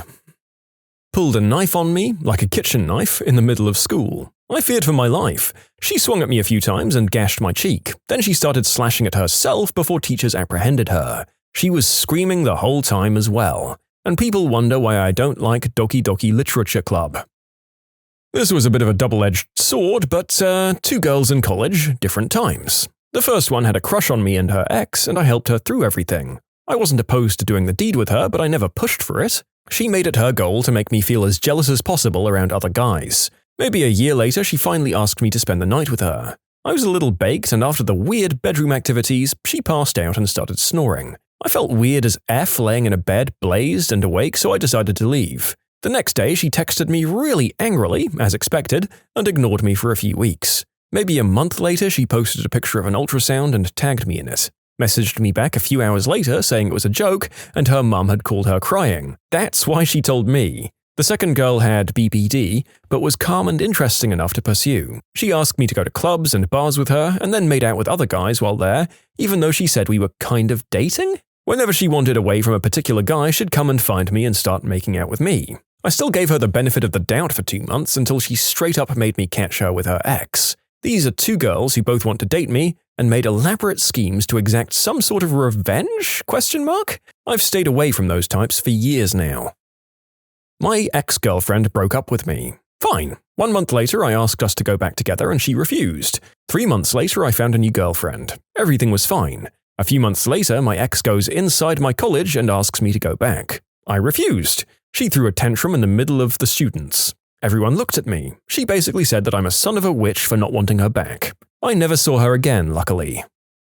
We only dated for 3 months and I decided to break it off because she was really suffocating me and trying to control every aspect of my life, including that we should just go down to the courthouse and get married. Yikes. When I broke it off, all was quiet for a few hours and I was like, guess it wasn't so bad after all. But I was wrong. So wrong. She proceeded in an hour to send me about 150 texts. She said she was going to bring it. I blocked the number and then got messages on a different app and was able to block that too. Then the Facebook barrage. Hundreds of angry, threatening messages regarding me, my apartment, and my cat. Insisting I was breaking her. Going into the relationship, I told her it takes me a while to connect with people, and even so, most people aren't head over heels after 3 months. She said she was going to Control-Alt-Delete herself and that it was my fault. I called her bluff, she got really mad, and then I blocked her. She tried adding all of my family members and friends on Facebook. People started contacting me asking me if I was okay because she was posting threats on Facebook. She said she'd reveal my secrets, but she only knew some could be considered kind of embarrassing things about me that honestly anyone who knows me already knew. I had to barricade my door that night, change the locks the next day, and tell my work she was coming onto the campus. I like to stream drawing sometimes, and she found my livestream profile and spammed the chat with messages about ending things and how I ruined her life. But the glory of being a moderator for my own stream was that I could boot her. She emailed me like a year later expecting sympathy because her kids had had enough of her crap too. I still have a hard time getting myself to date again, to be honest. She cried a lot, but we're still friends. You know, we're adults.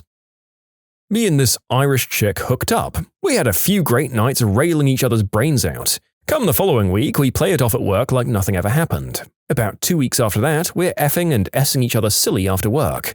I realized after a month that our 20-year age difference was going to lead us nowhere together. I broke it to her and she walked to the site parking lot and burned my pickup truck to the ground. Not even the aluminium rims survived that. She was arrested for arson. I laid no charges against her and got a new truck thanks to insurance. I know not all redheads are psycho, but this one sure was. What should we know about the secret lives of hotel workers?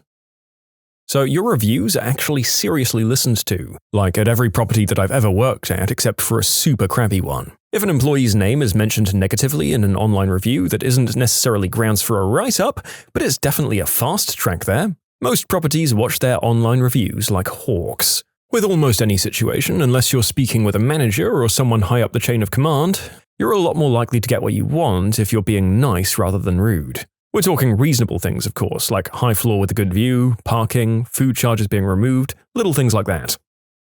You know, I really wish people understood how detailed the pay-per-view TV systems are. Oh, you want to dispute that $15 charge because you didn't even watch it? Let me see. Oh yes, you ordered Debbie Does Dallas and watched for 35 minutes the first time, and then 17 minutes the second time. I was thankful for this. I was on a business trip looking through the titles, along with notices, titles won't appear on bill. I accidentally ordered The Enron Story. I shut it off immediately, called front desk, didn't want to hand HR my hotel bill with movie rented and name withheld. For a fricking movie about Enron. The hotel took it off my bill. Look, we know you're cheating on your wife. I mean, don't get me wrong, we don't care, but don't bother making up a backstory when you're paying in cash once to twice a week in the town you live in. But that Toastmasters convention meets every week in the city, and wouldn't you know it, I always max out my credit card.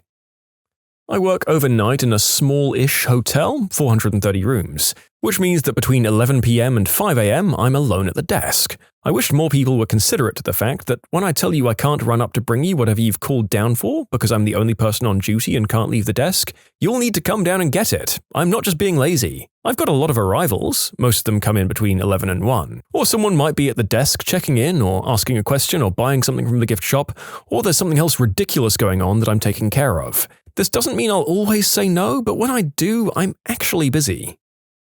That Expedia takes a 25% cut. We'd much rather have you go with Booking.com, which is 15%, or even better, contact us directly. I gave up trying to call directly because not once in over a dozen times was any hotel even able to match the Booking.com rate. Apparently they'd rather lose money than compete with their own online rates. Yes, this is indeed a problem. And the front desk staff either seem unwilling or unable to do anything about it. Like, surely someone booking at a low rate is better than booking at a lower rate, and then losing 25% of that lower rate. Still, you guys are overworked, and I get it. This video is not sponsored by Expedia or Bookings.com, by the way. It's scary for us knowing how our reputation on TripAdvisor can be the life or death of us, especially to a small hostel or hotel, when a lot of the reviewers can just be drunk idiots or someone having a bad day and taking it out on the establishment. My girlfriend, who works in a relatively small place, recently got trashed in a TripAdvisor review. A customer got angry at another front desk girl. My girlfriend wasn't even on duty that night, but the reviewer didn't even know her name, so my girlfriend being the only person whose name he did know, she was the one who got crapped on in the review instead. Luckily, the manager knows this, so she didn't get in any trouble at work, but it sucks so bad that she now has a permanent record online, and everyone who reads the review and visits the hostel will instantly connect it to her since it's such a small place. You can't really ask the site or the customer to remove the review either, since it would just look like you want to compromise the integrity of the reviews. I've had myself mentioned in a few reviews, but luckily never anything slanderous, and the only bad one I've read was, "That guy never smiles," which some days I probably deserve, I guess. Look, I don't have secret rooms in the back that I keep just for high-tier guests. If I'm sold out, I'm sold out. This is something I don't understand. I get last-minute planning, but trying to find a place in town between one state and another, in a busy city, especially on a weekend or holiday, what do you expect? I'm sorry that I'm sold out, and so are the other hotels you tried. This is why you should call ahead. Being spontaneous doesn't always turn out the way you want. But it's me, I'm important. People should know that we need a credit card for incidentals before we give you the keys to a room. If we can't guarantee payment, you won't get your keys. Safety is a big concern. Walking up to me and giving your name and asking for a key to a room that is under your wife's name just isn't going to fly. I've never met you. I don't know who your wife is. There's no key for you. Don't get angry at me. Next time, put both your names on the reservation. Getting a late checkout is a privilege. Housekeeping works really hard, so we have to make sure that they leave at the time they're supposed to. I can allow some rooms to have a late checkout, but after a certain number, I do have to cut it off and respect my coworkers. First come, first served. If you have to have an early check-in because you're going to a wedding and you need to change or do your makeup or take pictures, etc., that's nice, and I'm happy to do what I can. I'm less happy if you're demanding and rude about it. It all really depends on what our occupancy was the night before and if housekeeping has cleaned a room for you. If nobody has left and you're trying to check in at 9 a.m. when checkout for last night's guests is at 11 a.m., and your guaranteed check-in time is 3 p.m., there is literally nothing I can do to help you except direct you to the lobby restrooms to change. If you need it that early, then book the room for the night before as well. And if a room's ready, of course I'll check you in. I like weddings and I want you to have fun. And I get kickbacks from the restaurant I recommended you to go to. Yes, the food is good, so it's an honest recommendation, but yeah, there's a reason I always say them. That's all I can think of for now. Maybe more later. The things I can't pull out of my butt? A clean room? My property manager? Please, if I say one or both are unavailable, please accept that as God's honest truth. Look, folks, housekeeping works their butts off. We had a high turnover one Saturday, and they asked people to come in and help strip rooms, like take all the sheets off and put them in bags with the towels to be cleaned, to make it quicker for the housekeeping to get the cleaning done. I work in conference sales and services, but I went in on my day off to help. Oh my God, I wanted to cry within an hour. I was sweaty, tired, and even with gloves, I just felt gross. My whole body was sore. We were literally doing such a small part of what housekeeping does every single day. Even as hotel employees for many years now, I truly had no idea. Tip your housekeepers, please. They work so hard. Some other things. If you're a jerk, it will be added to the comments on your reservation, and every time someone in the front desk or concierge pulls you up, they'll get a nice little warning about how you treated someone else. Anyone who has access to the rooms program, whether it's Opera or God Help You V1, can see your entire history with that resort or hotel. We get people who try to lie about their past rates all the time, and reservation tracks every time you call with notes, so when you call back to try and scam or lie to the next agent, they know. At my previous resort, I know a few people would also Google map the homes of guests who were very wealthy just to ooh and ah, or if they were jerks to find something to mock about their houses. Lots of Googling and looking up LinkedIn profiles of guests. Oh my goodness, housekeeping. I have so much respect for them. I tried it when I was just out of high school. I just couldn't get the rhythm and the time management right. Not to mention the pure physical aspect of the job. I was done within a month. It's grueling, and some people can be so disrespectful, and the staff that can do that job in a timely manner are just magicians. I always write a little thank you note and tip when I stay somewhere because of this very short experience. I ran the bell desk at a hotel on the Strip. Nobody ever goes through your belongings, ever. Guests blame the bell person because they take their items into the back room for them. Those people usually just misplace their items and blame my team member who helped them. But after looking at a surveillance video and seeing nothing out of the ordinary, that usually prompts people to take a closer look, and they usually find what they'd misplaced. And I don't suppose that a lot of these guests would let you know or apologize once you find the item that they've misplaced. I must admit that I've neglected to apologize before, and I'm not proud. I hope I'd have the strength of character to do it these days. We do not care what you're doing unless it's illegal or annoying. A lot of rules aren't set in stone in the right situation. Last week, a snowstorm caused a bunch of accidents that actually made it impossible to get to our hotel because of road closures. People who called and asked were given refunds because of the circumstances, but people who didn't call weren't.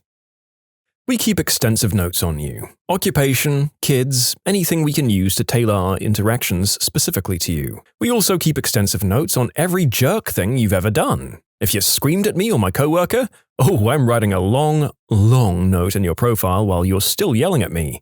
Then when you try to spin it in your post-stay survey, I can point my manager to the detailed and objective note I wrote about why you're a butthole. We also put in the nice things about you. I can only grant so many late checkouts without screwing over the entire housekeeping department. Ask at check-in, not 5 minutes before checkout. And don't be aghast when I tell you no. Frickin' ask for things. Is the bed too soft? We have bedboards. Is the toilet too high? We have cushions. Need a little more shampoo? We have literally thousands of them. But we don't know you need those things unless you ask us. End of rant. Hotels overbook as a policy. I guess there's a known statistic that X% of guests won't show up, and it's true 99.9% of the time. So show up to your hotel ASAP to ensure that you get your room. Also, the hotel is full of people who expect to be treated like they're the only person in the universe. If someone's taking a long time to get something done, it probably means someone stopped them. There's no reason a hotel employee is going to annoy a guest on purpose because they don't know how many days they're going to have to deal with you. Your first point is exactly why people should never book third party, and always make sure you make a deposit or prepay. People who've paid already are always the first to get upgraded when their room type is oversold, and third-party reservations just tend to disappear. Sometimes they just don't come through due to system error or a fault of said third party. You can submit your own stories to be featured here on the channel. The story submission link is in the description below, and if you want to listen to some vibey music in the background, check out easymode, also linked below, and subscribe. No, we do not store personal info inside of your keys. Idiots. Good God, the number of times I got asked this, or better yet, the number of times I was taught this by a guest who definitely knew our key system better than me, those same guests always refused to turn in the cards at checkout for fear of relinquishing all of their information to our team of hackers. If you give it back, I'll almost immediately wipe it and use it for another room. If you don't, great. We only have about 627,000 more cheap plastic cards in the back. If a guest service rep answers the phone while checking you in, it's not rude, it's because she or he will likely be disciplined for letting the phone ring more than 3 times. We wash the duvets every month and only wash curtains every quarter. So if someone pees on the bed, we'll clean it and then lay it out on the sun to air it out and kill the bacteria. In some states, we're required to enter your room once a week, and if you don't want housekeeping to assume your change as a tip, please don't leave it on the nightstand. Just because you're the Ultra Platinum member and requested an upgrade doesn't mean that you'll get it. We're not kicking someone else out of a room that they booked. We can't guarantee it until day of check-in. Also, we only upgrade to the next level, so if you book a queen, we'll upgrade to a king. A king, you might get a suite, but there are some room types we don't upgrade to. Expedia and similar sites are rip-offs. They charge you the same rate and they pay $20 less, but you can't cancel or get a refund. And if something goes wrong, we can't discount your room, so there's no way to make it right. If your card declines or we need you to come to the front desk for any reason, we'll lock you out but play dumb when you come to the front desk to get new keys. Also, late checkout is based on availability and only until check-in time, 3 p.m. at most places. If housekeeping will still be here, we can do it, but if housekeeping will be leaving at 1 and you want to check out at 2, we're not going to pay people to sit around for an hour waiting on you to leave. Also, if you come in a group, like a team, it's so much easier if you hand us a copy of the rooming list, instead of us asking individual people who's staying in what room. I worked for 7 years as a front desk manager and a summer in housekeeping, so if I think of anything else, I'll update. That despite night audit, the third shift, being pretty slow, I do have actual work that I need to be doing, and I'm not just sitting on my butt the whole time in between noise complaints and getting people towels or plunging their toilets when the houseman is busy. Please keep in mind that most hotels are pretty understaffed, and at 3 a.m. I'm going to be the only one here. So if you have any issues, they're going to be resolved once the GM or housekeeping or maintenance arrives much later if I can't fix them. I work in a hostel. Like mentioned above, the housekeeping does an amazing job. I wish people would realize we're not trying to make their stay miserable, we're not out to get them, we're doing whatever we can with the limited means we have. If the boiler is out of hot water because too many people shower, what exactly do you want me to do about it? We get a lot of backpackers here who are generally a bit more laid back than your typical high-end hotel guest, but even then, some can be a right pain. If I say we only have dorm rooms, then don't come to reception after having paid to complain that there's no ensuite bathroom and you don't have the room to yourself. Employees can see where you work. If you do something terrible, they could contact your employer, especially if you're using your employer's name for a special rate. One time there was a guy who stayed at our property a lot and liked to look through windows at people and otherwise be creepy. We had to call his company and let them know he wasn't welcome at our property anymore. I'm pretty sure they fired him. Housekeeping literally cleans with professional-grade black lights at my property. We can tell if you try to clean your number 2 off the walls because it glows red. And, well, there are many colors that mean many things and we know how freaky you can be. The narrator is just so very curious, but also simultaneously sure that he definitely doesn't want to know what any of this mystical rainbow of hues might be. Well, at least we know that poop is red. There's no standard way that all hotels do things. Just because another hotel does it that way doesn't mean we do. And if the staff are grumpy, it's usually because of the way management treat them. Hotels have a tendency to overwork and underpay their staff, and it's hard to appear happy when you're made to feel like a worthless piece of crap. The same goes for housekeeping. I see a lot of reviews that are like, the cleaners need to be taught how to clean properly. Trust me, they know how to clean, they just don't have enough time. They have a lot of rooms to get done and not enough time to do it. And if they can't keep up, they won't last long. Professional cleaning is a very different thing from home cleaning. If you're a jerk to a hotel employee, there's a good chance that they're going to go into the back office and talk crap about how rude you were, and the rest of the staff will groan whenever they see your name pop up on our caller ID for the rest of your stay. I only manage a small division of the front office at a large property, and I promise you that the way you treat my staff determines your whole stay. If you're extra nice to my bellman and it's your birthday, have some free champagne. If you're extra rude and it's your birthday, I'll make sure I inconvenience you any way that I can without it impacting our reviews. As a night auditor at a hotel smaller than 100 rooms, I'm the only person on the premises. My hotel isn't a full-service hotel, and unfortunately I'm required to stay at the front desk during my first few hours in case there's any stragglers checking in or someone locking themselves out. If you need extra towels, blankets, or pillows, I'm more than happy to give them to you. However, I'll need you to come to the desk. I know it sucks, but we're a high-traffic area, and I hate having an angry arrival who assumes I'm just sitting in the back. Plus, the owners see and hear everything, even from home. Please be advised that when you're placed on hold for a long time between the hours of 3 p.m. to 5 p.m., it's because people are checking in and I'm the only person at the desk. I have to take care of the guests in front of me before I can take calls, so hanging up and calling back to complain about being on hold for too long is not going to make me do my job any faster. In fact, I'll end up messing up more often if I'm too overwhelmed with 2 guests coming in and 3 phone calls on hold. One more thing, the breakfast hostess also works by herself even when we're sold out. If you don't like something or can't eat something, don't be rude about it. We don't know what your dietary restrictions are, and we try to serve a little bit of everything. In short, try to be understanding of the humans that work in hospitality. We really do want to make you feel welcomed, but we can't do everything. Even if it's not work-related, a lot of people do travel for business and use the same rewards number. If you use that rewards number, it shows your business. If you don't use any of that, yet still do something truly awful, they've already got your name, address, CC number. Most hotels ask for ID and CC and phone number upon arrival. They enter all of that info into their computer base. They can find you. People working at the buffet at breakfast cook with 1 microwave. I'm sorry that the eggs, sausage, and biscuits ran out right at the same time. The eggs have been cooking in the microwave for about 5 minutes, and it'll be about another 20 before everything gets refilled. Literally nothing we can do about that. Not working there anymore, thank God. Oh my God, yes. This was my first job, and while it was easy and laid back, we were given 2 tiny ovens, they were glorified microwaves, to cook everything. Also, with the area we were in with our clientele, it was about 50% Asian, and for some reason, most of them like to grab large amounts of everything, take 1 bite, and throw the rest away. Even with the ovens full at all times, we'd still run out and get screamed at. As if the nasty turkey sausage and pre-cooked eggs were worth screaming at someone over. I don't miss that job. Check-in time is pretty standard throughout the whole of the US, and just because this is Alaska, it doesn't mean I don't know you're trying to get one over on me. This will also make me give you the last room available depending on your attitude. Also, I know you don't want to listen to my welcome spiel, and I know this means you actually don't, which is why you'll call to the desk and ask many questions, all of which we answered at the very beginning.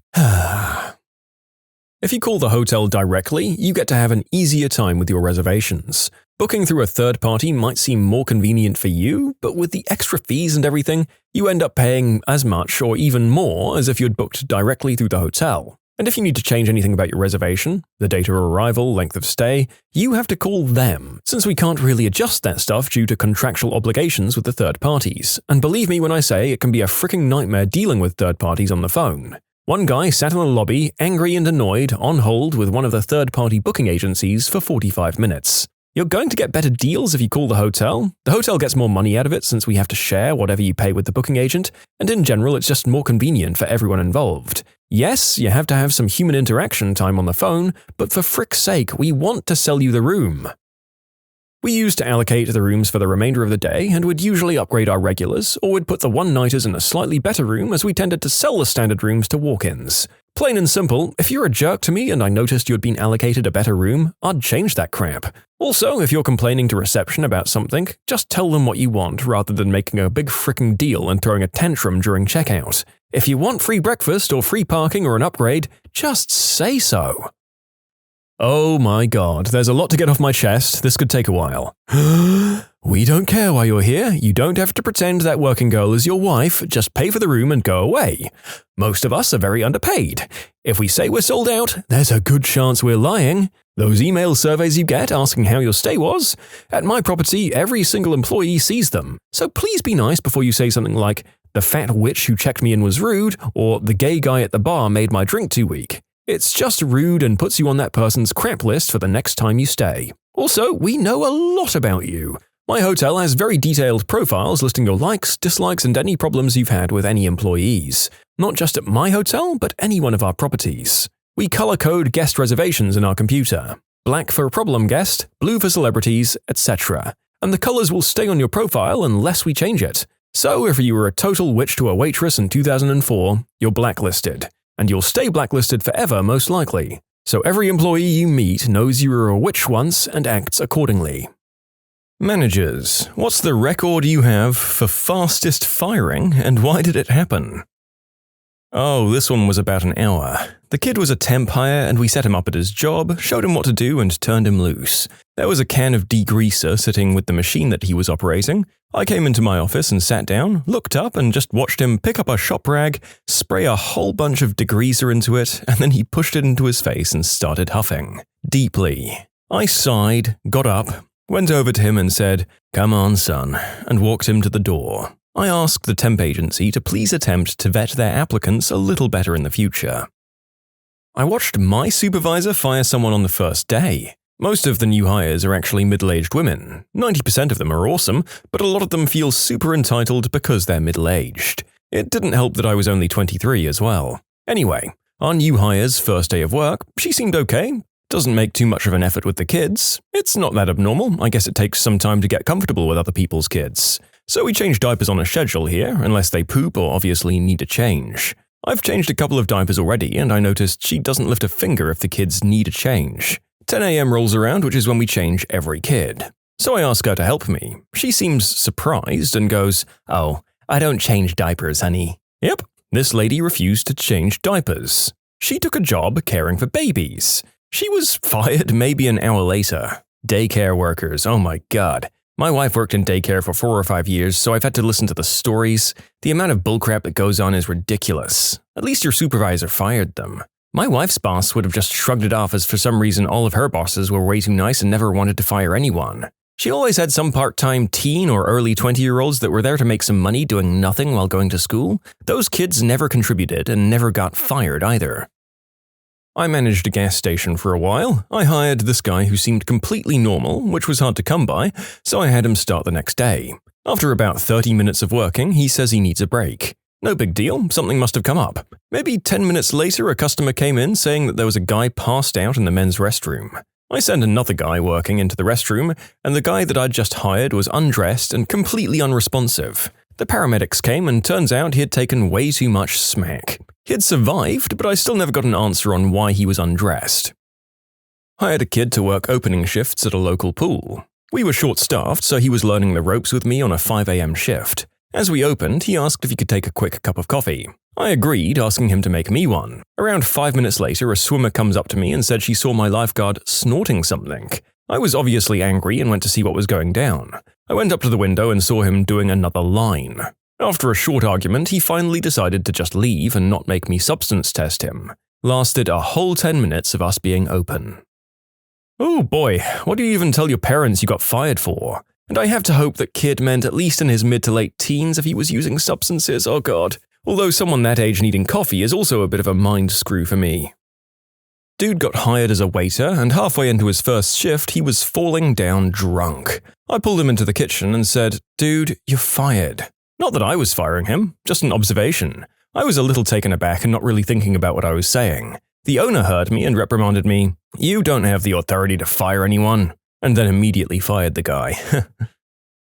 She didn't even make it through the office tour. We hire a lot of seasonal workers, and last year we had a girl with one of the legit small particles of peanut dust will kill her dead peanut allergies. So we put up a few reminder signs, had some peanut-free dishes and forks in the kitchen, that kind of stuff. This new girl started a few weeks after the rest of the group, and when I was showing her around, she pointed to the signs and asked sarcastically if we were serious. She looked genuinely surprised when I said they were real serious, and then smirked and said, "You actually believe someone can die from peanuts?" And followed it up with the usual things like, "Stuff like that isn't real, you'll see." I asked a few questions to make sure she wasn't trying to make a terrible joke, and then went full manager speak and asked if she'd be able to follow the rules to keep her co-workers safe. And when it was obvious she was serious, I told her she was done for the day and she could head home. I didn't actually have hiring and firing powers, so I was a little worried when I took it to our boss. If she denied it, it would be her word against mine. Fortunately, when my boss took her aside to ask what happened, she replied, "Oh, they were getting all weird about someone who was pretending to have one of those fake peanut allergies." From what I hear, she was completely, genuinely shocked when she was fired. I had a bartender who lost money her first shift by herself. The draw started with $200, came back with $140. She'd worked 6 hours and didn't have many credit card tips or anything, so she somehow managed to spend all of her tips and $60 without leaving the building. Yeah, fired. One week I got a call from the county jail because this girl I'd just hired had been arrested, and she refused to give any info to the police except for the fact that she'd worked for this particular store. They called me, trying to figure out her info and a person to contact about her arrest. I told them I couldn't give that info out, but I would call her emergency contact to let them know that she was in jail. I called this girl's emergency contact, who was her mother, and told the mum that her daughter was currently sitting in the slammer. All the mother said was, "Figures," and she hung up on me. After she was released from jail, about 2 days later she ended up in the hospital from alcohol poisoning. So yeah, I had to let her go. The worst part was that I actually liked her. Wide open call center desk farm. The dude on his first day fires up the naughty movies on his PC with sound. Bold move. I worked in IT in the early 2000s. One day there was an MP3 being emailed around offices. It started out real quiet, and I think it was a comedian telling a joke. The email basically said, "This is hilarious, but you need to turn it up to hear it."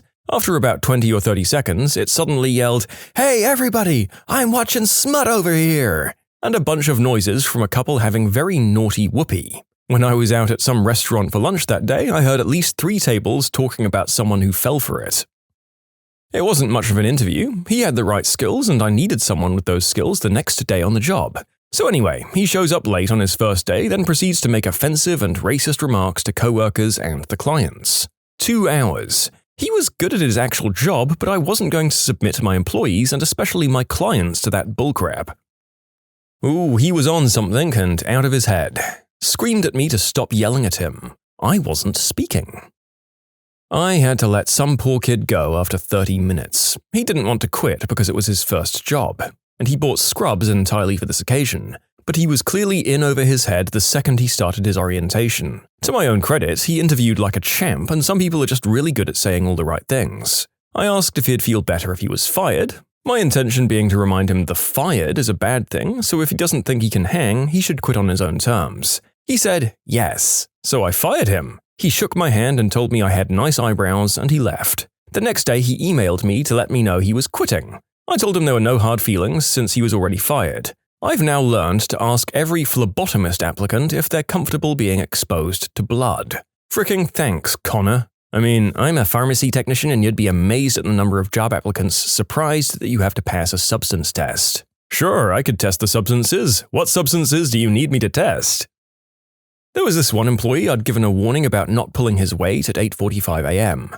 At 9:30, my team informs me that he just announced in their 9 o'clock meeting that he's taking a week-long vacation, starting the next day. 9:35, he's nowhere to be found when I'm looking for him to see if they misheard about the impromptu vacation that he failed to run by me. He shows back up at 10 o'clock, confirms he decided he needed a vacation while in the 9 o'clock meeting. I hope it was a nice vacation because he lost his job over it.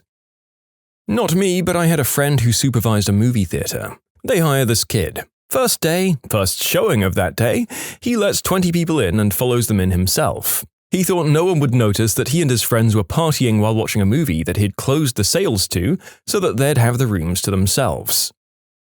She showed up on her first day strung out on something. She was really angry when I sent her home and told me I was going to make her lose her children since the judges said she had to have this job. Complete BS since she was hired for the holidays. It didn't stop me from being scared for the next few weeks. That woman looked like she wanted to hurt me. A former coworker of mine was fired from our inbound customer service rep job during our second on-the-phone shift because he shouted at a customer, "My God, are you fricking stupid?" He says he forgot to hit mute. Look, I'm going to say in this person's defense, I do get it. I'm on your side for wanting to shout that when you're working in customer service, but I do also understand why you got fired, and hopefully, so do you. Hired this big Michael Clark Duncan-looking guy who claimed he had experience in a kitchen, had some higher-end stuff on his resume, and talked the talk well. Nobody could get a hold of his references, but we were short-staffed and needed a body, and he'd interviewed really well. So, cut to his first day. The man had no clue at all on any of the big kitchen basics, and we started questioning our decision. But we figure maybe he's nervous or hungover. It is a kitchen after all, so we let it ride another day. Day 2, he comes in and starts prepping. I'm keeping half an eye on him. I see him grab some potatoes for soup. The next thing you know, he mutters about the chef's knife being dull, and instead of sharpening it with the whetstone on hand, or even using a steel, he grabs a 10-inch flexible boning knife and starts wobbling and forcing his way through a large russet. It's not going well. I pipe up, "Hey, that's the wrong tool for the job. What the hell are you doing?" He says, "Nah, man, I got this."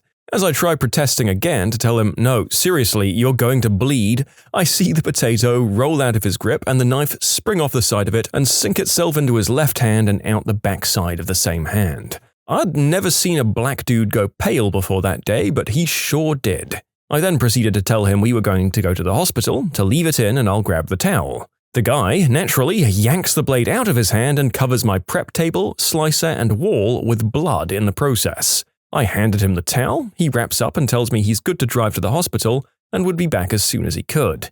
I told him he didn't need to come back until the next day to pick up his paycheck. He freaks out and I have to call him on his BS and list about a dozen unsafe or unhygienic practices that are enough to cause me to let him go, let alone the fact that he just stuck a knife through his frickin' hand after being told not to use it. You can lie your way into a lot of jobs, but you can't lie your way into a kitchen. In short, I fired a guy on his second day for ramming a boning knife through his hand like a dummy, after trying to cut potatoes with it and being told that it was the wrong tool for the job. You can submit your own stories to be featured here on the channel. The story submission link is in the description below, and if you want to listen to some vibey music in the background, check out easymode, also linked below, and subscribe. I had to tell someone on their first day of a tech support training class to click on the big blue E. She was gone at lunch break. One guy that got hired at the same time as me at the movie theater got fired the next day. He'd stand around in the halls, and when it was time to clean a theater, he'd disappear and hide in a bathroom to avoid working. This guy grabs a candy bar, opened it, and started eating it while waiting for the interview. Manager noticed and asked the guy if he paid for it. He said no, and the manager told him to pay and then to F off. My job recently hired a woman to work at our restaurant, and she got fired within 2 days due to her inappropriate advances on other staff members. We believe she had some form of nymphomania and have now changed our interviewing procedures. She'd go up to the desk and smack the receptionist's butt. The receptionist grabbed her hand and cussed her out the third time she tried doing it. She was being trained by our male manager, and she placed his hand on top of her crotch and kept telling him, "My mother lives down the street. We can just hang out there, babe." Yes, she called him babe. Oh, we can go there really quick. We could all go. She was pushing her chest onto him and intentionally bumping into him. She also hit on every single customer. I'm a manager at a restaurant. A new hire, a young adult male, was berating a female long-time employee about how her use of birth control indicated that she was a big old promiscuous working girl. I had to explain to him how inappropriate that was on so many levels, and then can him. Also, this doesn't really fall into firing quickly, but it's amazing how many people can show up to orientation without the proper identification, so you can't even start them. Not fired, but we didn't hire a lady because during her interview we asked, "Describe a difficult situation at work and how you overcame it," and she replied, "During my divorce, I didn't want to talk to my ex, and I told my oldest child they'd be the ones arranging visits with their father, and my daughter said she didn't want to have to do that, so I sent her to live with her dad instead. It was really hard, but I ended up making the right choice." Nope, didn't hire her. 5 days. We hired this server who'd been waiting tables her whole life and was GM of a restaurant for about 10 years at one point. She was the typical alcoholic white trash lady with stringy hair and baggy sweaters and smelled like stale smoke. Anyways, she somehow makes it through training, barely, and shows up for her first shift late and hammered. She walks into the back booth and proceeded to pass the F out. A different manager tried stirring her awake, then poking and shaking her a little. Nothing worked. Finally, he just roared her name and she woke up and he told her to leave and they'd mail her a check. She was just tottering away, yelling obscenities and flipping everybody off. This is the story of how a couple of people I hired got fired super fast. One guy asked for a multiple-choice menu test and was serious. The other one, on her second or third shift, she was arrested in the middle of the dining room by her probation officers. I was fired after one day because I wouldn't upsell a fancy grilled cheese to a 90-year-old lady. Two different ones. I run a car dealership. I hired a young guy who was maybe 22. He was waiting around after getting hired to get his passwords and was out with the other salesman. A man walks in with his teen daughter, and the guy starts loudly talking about the things he would like to do with her in the bedroom. The dad hears and is brought to me. I walked out and fired this new guy. That one was 20 minutes after being hired. The second fire was a guy I'd hired to be a salesman, and I asked him if he had a record. He said no and was fired 4 hours later for having a grand theft auto charge. I managed a fast food restaurant and hired someone to work primarily in the back prep kitchen. The job involved cutting 5 to 10 20-kilo bags of potatoes per shift with a hand-operated machine, dishes, and cleaning. He had a great trial shift. I scheduled him on for the next day at 12.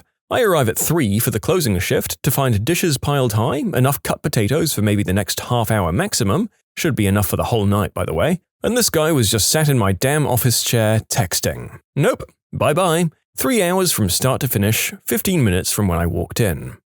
Well, at least this guy wasn't like that other story we had about chopping potatoes. I'll take the lazy guy over the one who lies on his resume and makes the world's most unorthodox kebab with his own hand. Back in the 80s, I managed a retail clothing store in the mall. We hired a guy to carry heavy boxes for shipping out to the back, and to do basic chores and cleanup.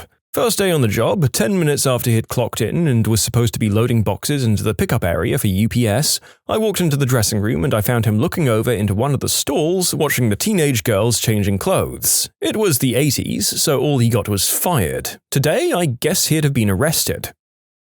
A temp we hired for a project interviewed pretty well. Well-dressed, a bit on the svelte side, spoke perfect English with the barest hint of a London accent, looked you in the eye, had a ton of credentials. If anything, he seemed a bit overqualified for what was essentially a grunt lab position. Did well with a bunch of managers. First day of work, he went to orientation. I got a call from someone who worked in that building and said my new temp was a real piece of work. Sat in the conference room, slipped his shoes off, and propped his cracked feet on the chairs in front of him. Okay.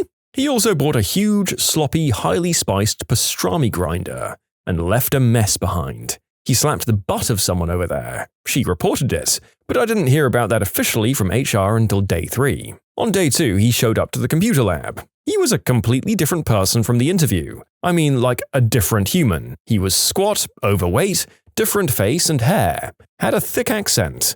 I didn't know who he was, but he wasn't the guy we hired. The only similarity was his ethnicity. But he was completely not the same person. This guy was gross and completely inept. We went over his resume and I got a copy of his ID. He wasn't even a US citizen. I'd never come across this before. The temp company pulled a bait and switch. On day 3, he was 2 hours late, but by that point I had the permission to fire him based on his lack of being a US citizen. We later found out that his temp agency would send the nice guy in for the interview and then send someone of the similar race to the job with the same name, and they'd gotten away with it for quite some time. But usually the guy they sent wasn't this poor quality, so sadly it went unnoticed until now.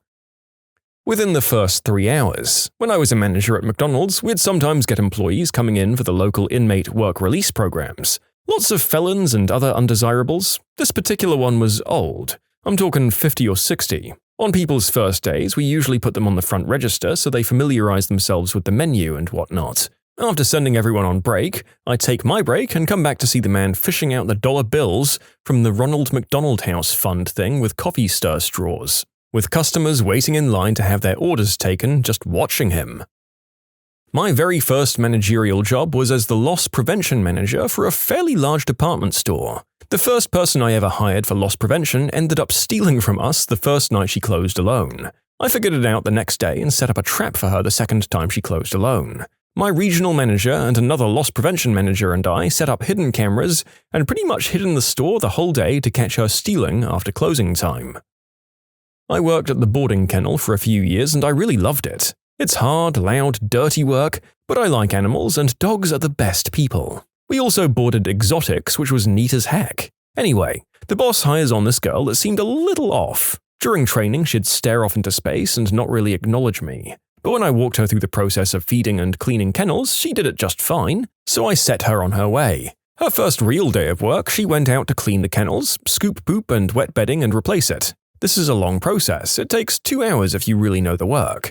Well, 6 hours into her shift, nobody had seen her. So I went hunting, and easily half of the kennels aren't done and a lot of the doors are open. For the dog's safety, you just don't do that. Now, I can't find the girl or 4 of the dogs. I run to the boss because I genuinely thought this girl had stolen someone's pets, and the whole team goes looking for her. We knew the boss had found her because she's a screamer. This girl has got these 4 big dogs, a Malamute, a Great Dane, and 2 shepherds, all on leashes, tied to the fence, and she's giving them baths in the owner's horse trough. We don't groom, and she's bought the shampoo from home in her lunchbox. She didn't understand why the boss was mad. It's so hot and they look so unhappy. Look at how happy the other 10 I already did are. The boss literally dragged her to her car, kicking and screaming because apparently we mistreat your dogs. So yeah, 6 hours. Teachers, what's the biggest red flag of any kind you've seen from a student? I was giving a spelling test to my 3rd graders, and one student calmly got out her glue and poured it into her ear. Oh, that sounds like a reasonable response to me. I'm sure she just wanted to block out noise in order to focus on the test.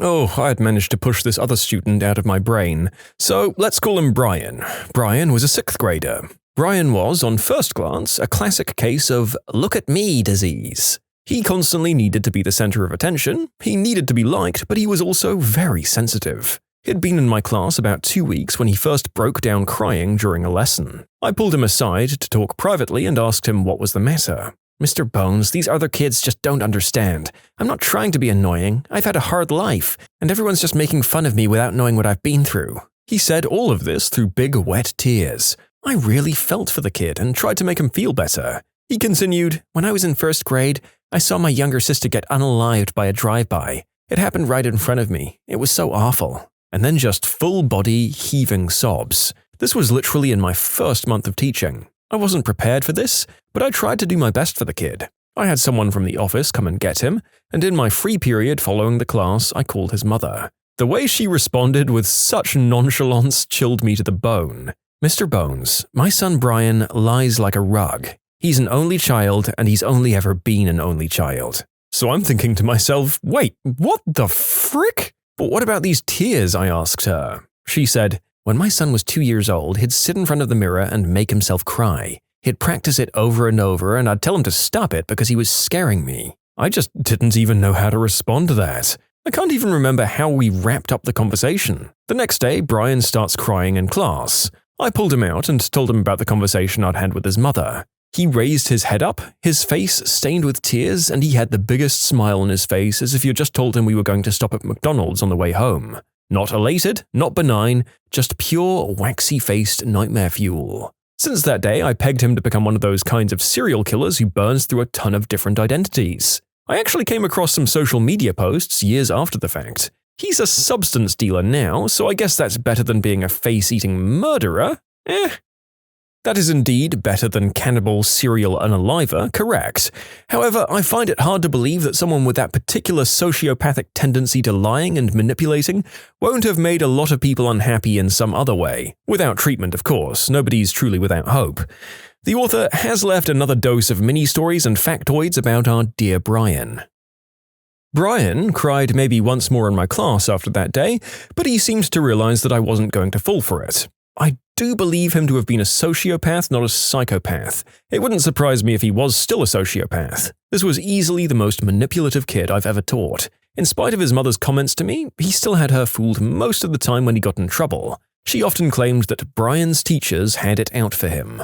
Yes, he might also be a face-eating murderer as well as a dealer. I concede that I can't know for sure. Yes, he probably would have made a great actor. We didn't have a drama department or class in our middle school. I was working in the inner city at a school that was falling apart literally and figuratively. No, my real name is not in fact Mr. Bones.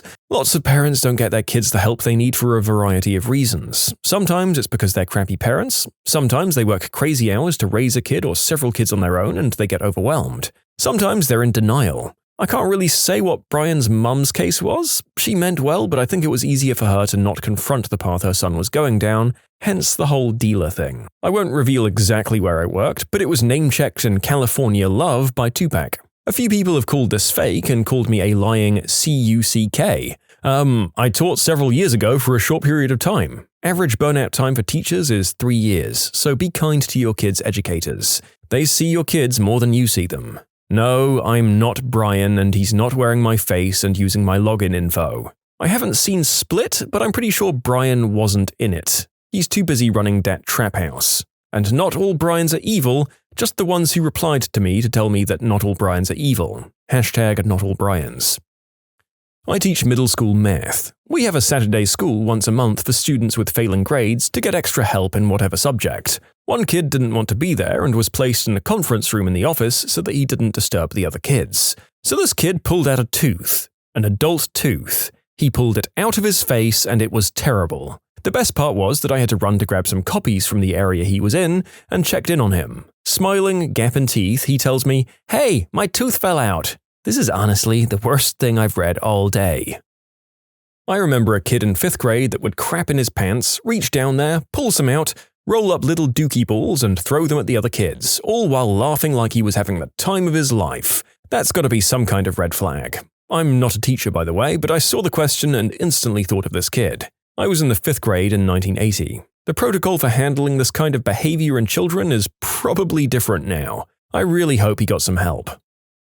This was a long time ago. I'm not a teacher, but I was doing co-op placement as an educational assistant when studying sociology. We're talking like 15 years ago, give or take. Had a student in the class, with behavioral problems, mind you, walk up to another teacher who was pregnant and proceed to tell her that he was going to cut it out of her. Nobody really knew how to react, and the tone in his voice and look in his eyes was up there with the most evil thing I've seen up till that point in my life. He had severe behavioral problems related to his disability. He was sent home and kept at home for a number of weeks, but was eventually allowed back in class. This was an experimental program, which no longer exists, at this one high school for rather severe behavioral issues, so the rules were bent quite a bit while I was there. He was actually a rather pleasant kid more often than not, but when he had one of his bad days, he was one of the worst in respects to violence and threats. There was a kid in my brother's 5th grade class who tattooed himself with pen ink. It worked, and he was forced to wear sleeves when he played on the middle school basketball team so that they didn't show. He is now in prison. I should clarify that doing a few dots or a little smiley face isn't a big deal. People do that all the time and turn out all right. This kid did his entire arm down to the elbow. I subbed for this 6th grade teacher a lot. She had this student who seemed like a harmless but obviously mentally and physically disabled kid. Whenever I saw him, he was calm, drooled, and carried an iPad so that he could semi-communicate. He didn't seem 100% there at any given time, but like I said, he seemed harmless. Halfway through the school year, the teacher that I subbed for decided that I should now probably know to steer clear of this kid if he gets any sort of mood other than calm. Like if he's upset that it's cloudy, then I can't talk to him. He also had an adult that followed him everywhere. I assumed this guy was a para, the people that help IEP or Independent Education Plan kids. But no, he was a legit handler for this kid. It took me a while to dig this kid's backstory up, but apparently this kid had to be medicated to high heaven just to be at school, hence the drooling and super passive behavior 99% of the time. Apparently he was ultra crazy aggressive, and if he got into any bad mood, it meant that his meds were wearing off and he was a ticking time bomb. His meltdowns caused school lockdowns because of how violent he was towards himself and others. There was actually a literal designated plan for this kid if he snapped, hence the handler. I felt really bad for him because of his medicated out life and the fact that he probably has some incurable rage issue or brain problem. But sweet Jesus, the kid terrifies me now that I know. I just wanted to say that this was in a rich suburban school district where they have a tendency to rug sweep really bad IEP kids until high school. There aren't any good private or alternative schools nearby for IEP kids. Pretty much all the other schools are private Catholic schools with zero special education departments. Once the kids get to high school, the school generally recommends either online school or the nearby alternative high school that specializes in special ed. I don't think that we can really say that this kid was waving any red flags himself. It's just kind of seeming like a problem that no one knew how to deal with, and he was the biggest victim of this condition. I don't know if more therapy or treatment could have helped him, but my God, it's just so sad. Mum taught for more than 30 years. About 10 of them were in a self-contained classroom. So if the kids didn't succeed in this self-contained unit, they were expelled entirely. So basically she got the worst of the worst. She loved the kids, and over that time she only had 2 that truly frightened her. The common thread was that they had no emotions whatsoever. They were never happy, never sad, never jealous, and never vengeful even. It was just nothing. At least the kids who were angry, frustrated, apathetic, or silly were feeling something. Of those 2 kids, one is now in jail for a long, long time. and she doesn't know what became of the other one. One year I had a female student in middle school whose arms were really just a bunch of bloody, scabby cuts. She hid it really well at school as it was winter and the students were all wearing sweaters. We only found out because one of her friends started crying and told me I needed to talk to her immediately. I used to have a kid in my class that enjoyed hurting others, laughing right after throwing something at a student and laughing harder at them being affected by said action.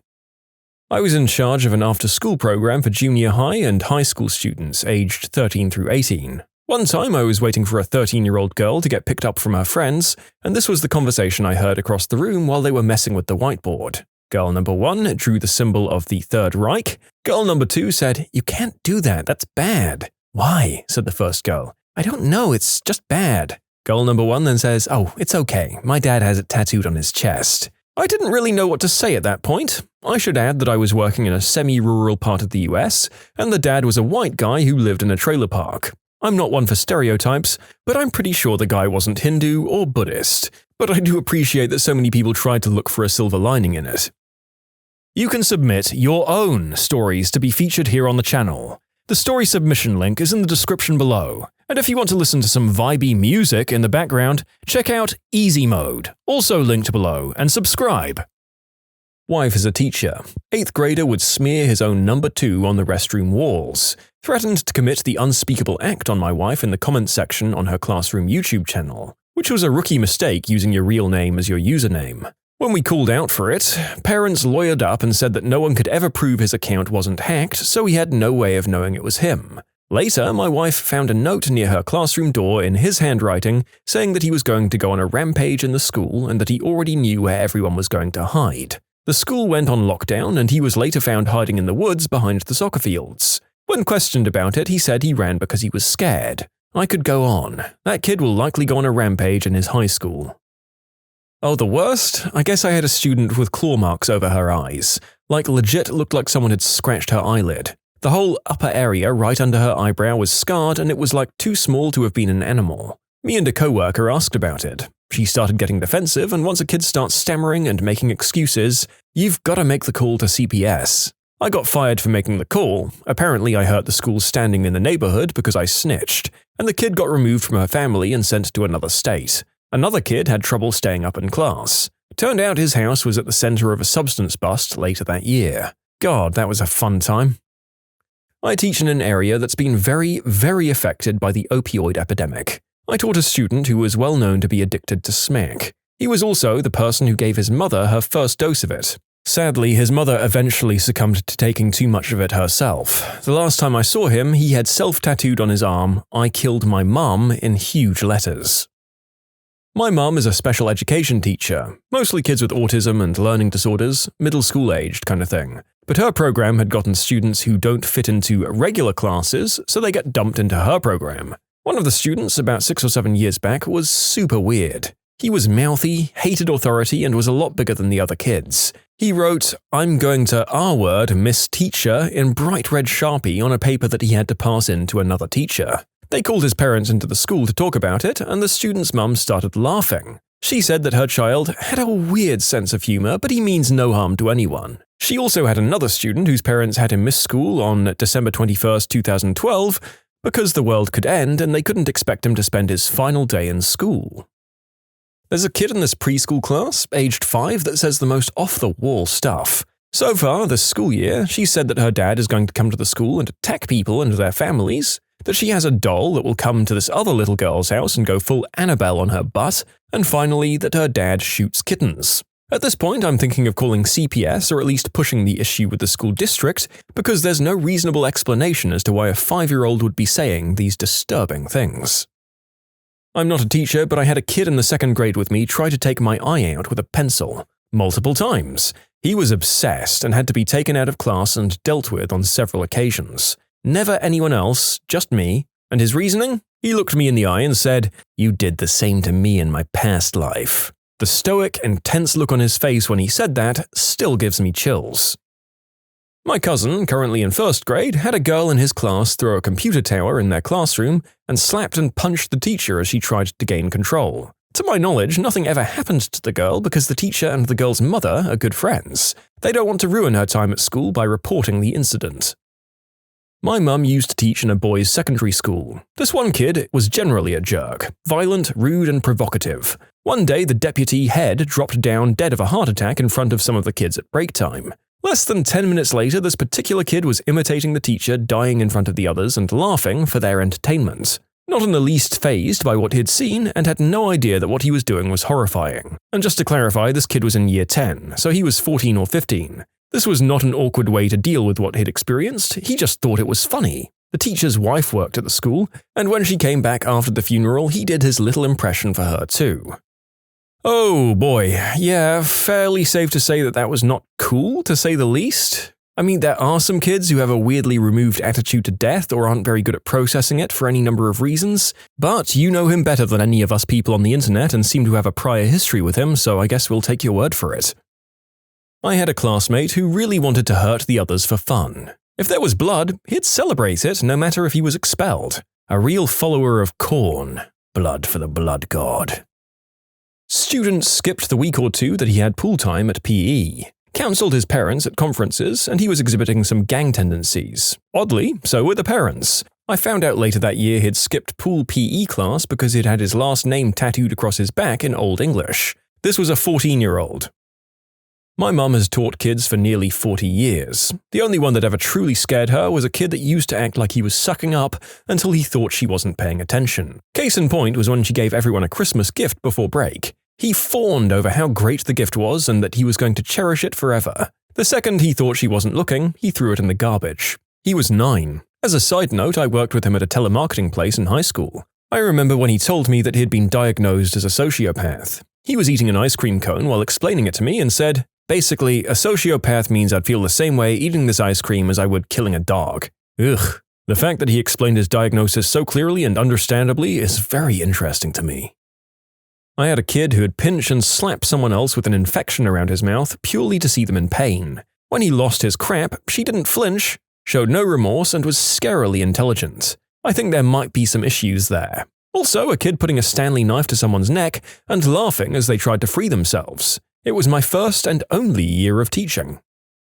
I had a student earlier this year who came to me because he was, quote, kicked out of his last school, according to him. He was covered in tattoos as a freshman in high school. On the second day of having him in class, I looked up from my desk while students were supposed to be taking a test to see him miming cutting off my head with something shiny. When I went back to see what it was, he laughed and hid it, swearing that he had nothing. I looked up to see him doing it again. Same thing happened, I let it go. After he left the room, I found the pen he'd been writing with under his desk with 2 small incisions in the cap. I immediately reported it to admin. The incisions on the pen indicated that he was using some kind of sharp object, a thumbtack I suspect, to mime cutting my head off. And yes, we documented and reported these things every step of the way. He was moved to another teacher a few days later for an unrelated scheduling issue. He threatened to kill her. He was moved to another teacher because of that, and in this third teacher's class, he drew pictures of rifles all over his essays. So many red flags. He was eventually sent to the alternative school a few months later, but he'll likely be back. I'm a college professor. A guy a little bit older than me wrote a paper in which he shared a fantasy about beating the crap out of a younger female therapist for not listening to him about his problems. He was constantly distracting in class, cheated in every way imaginable, and just struck me as off. I repeatedly put in student of concern notices about him because I really thought that something was going to go wrong. Shortly after the class ended, he took his newborn kid and ran away to a different state.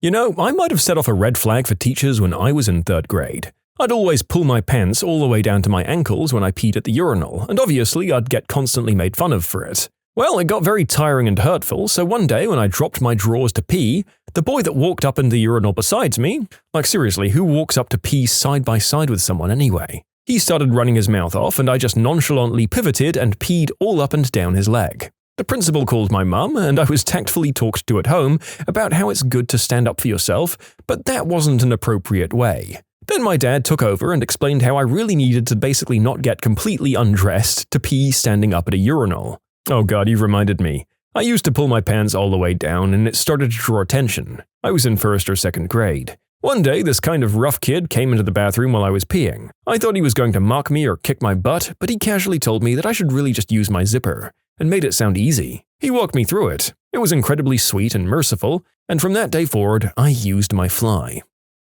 Real talk though, I think there's such a long stretch of ages where boys learn that pants all the way down isn't in fact cool, and most of us had at least one heartbreaking encounter where we realized we were doing it differently.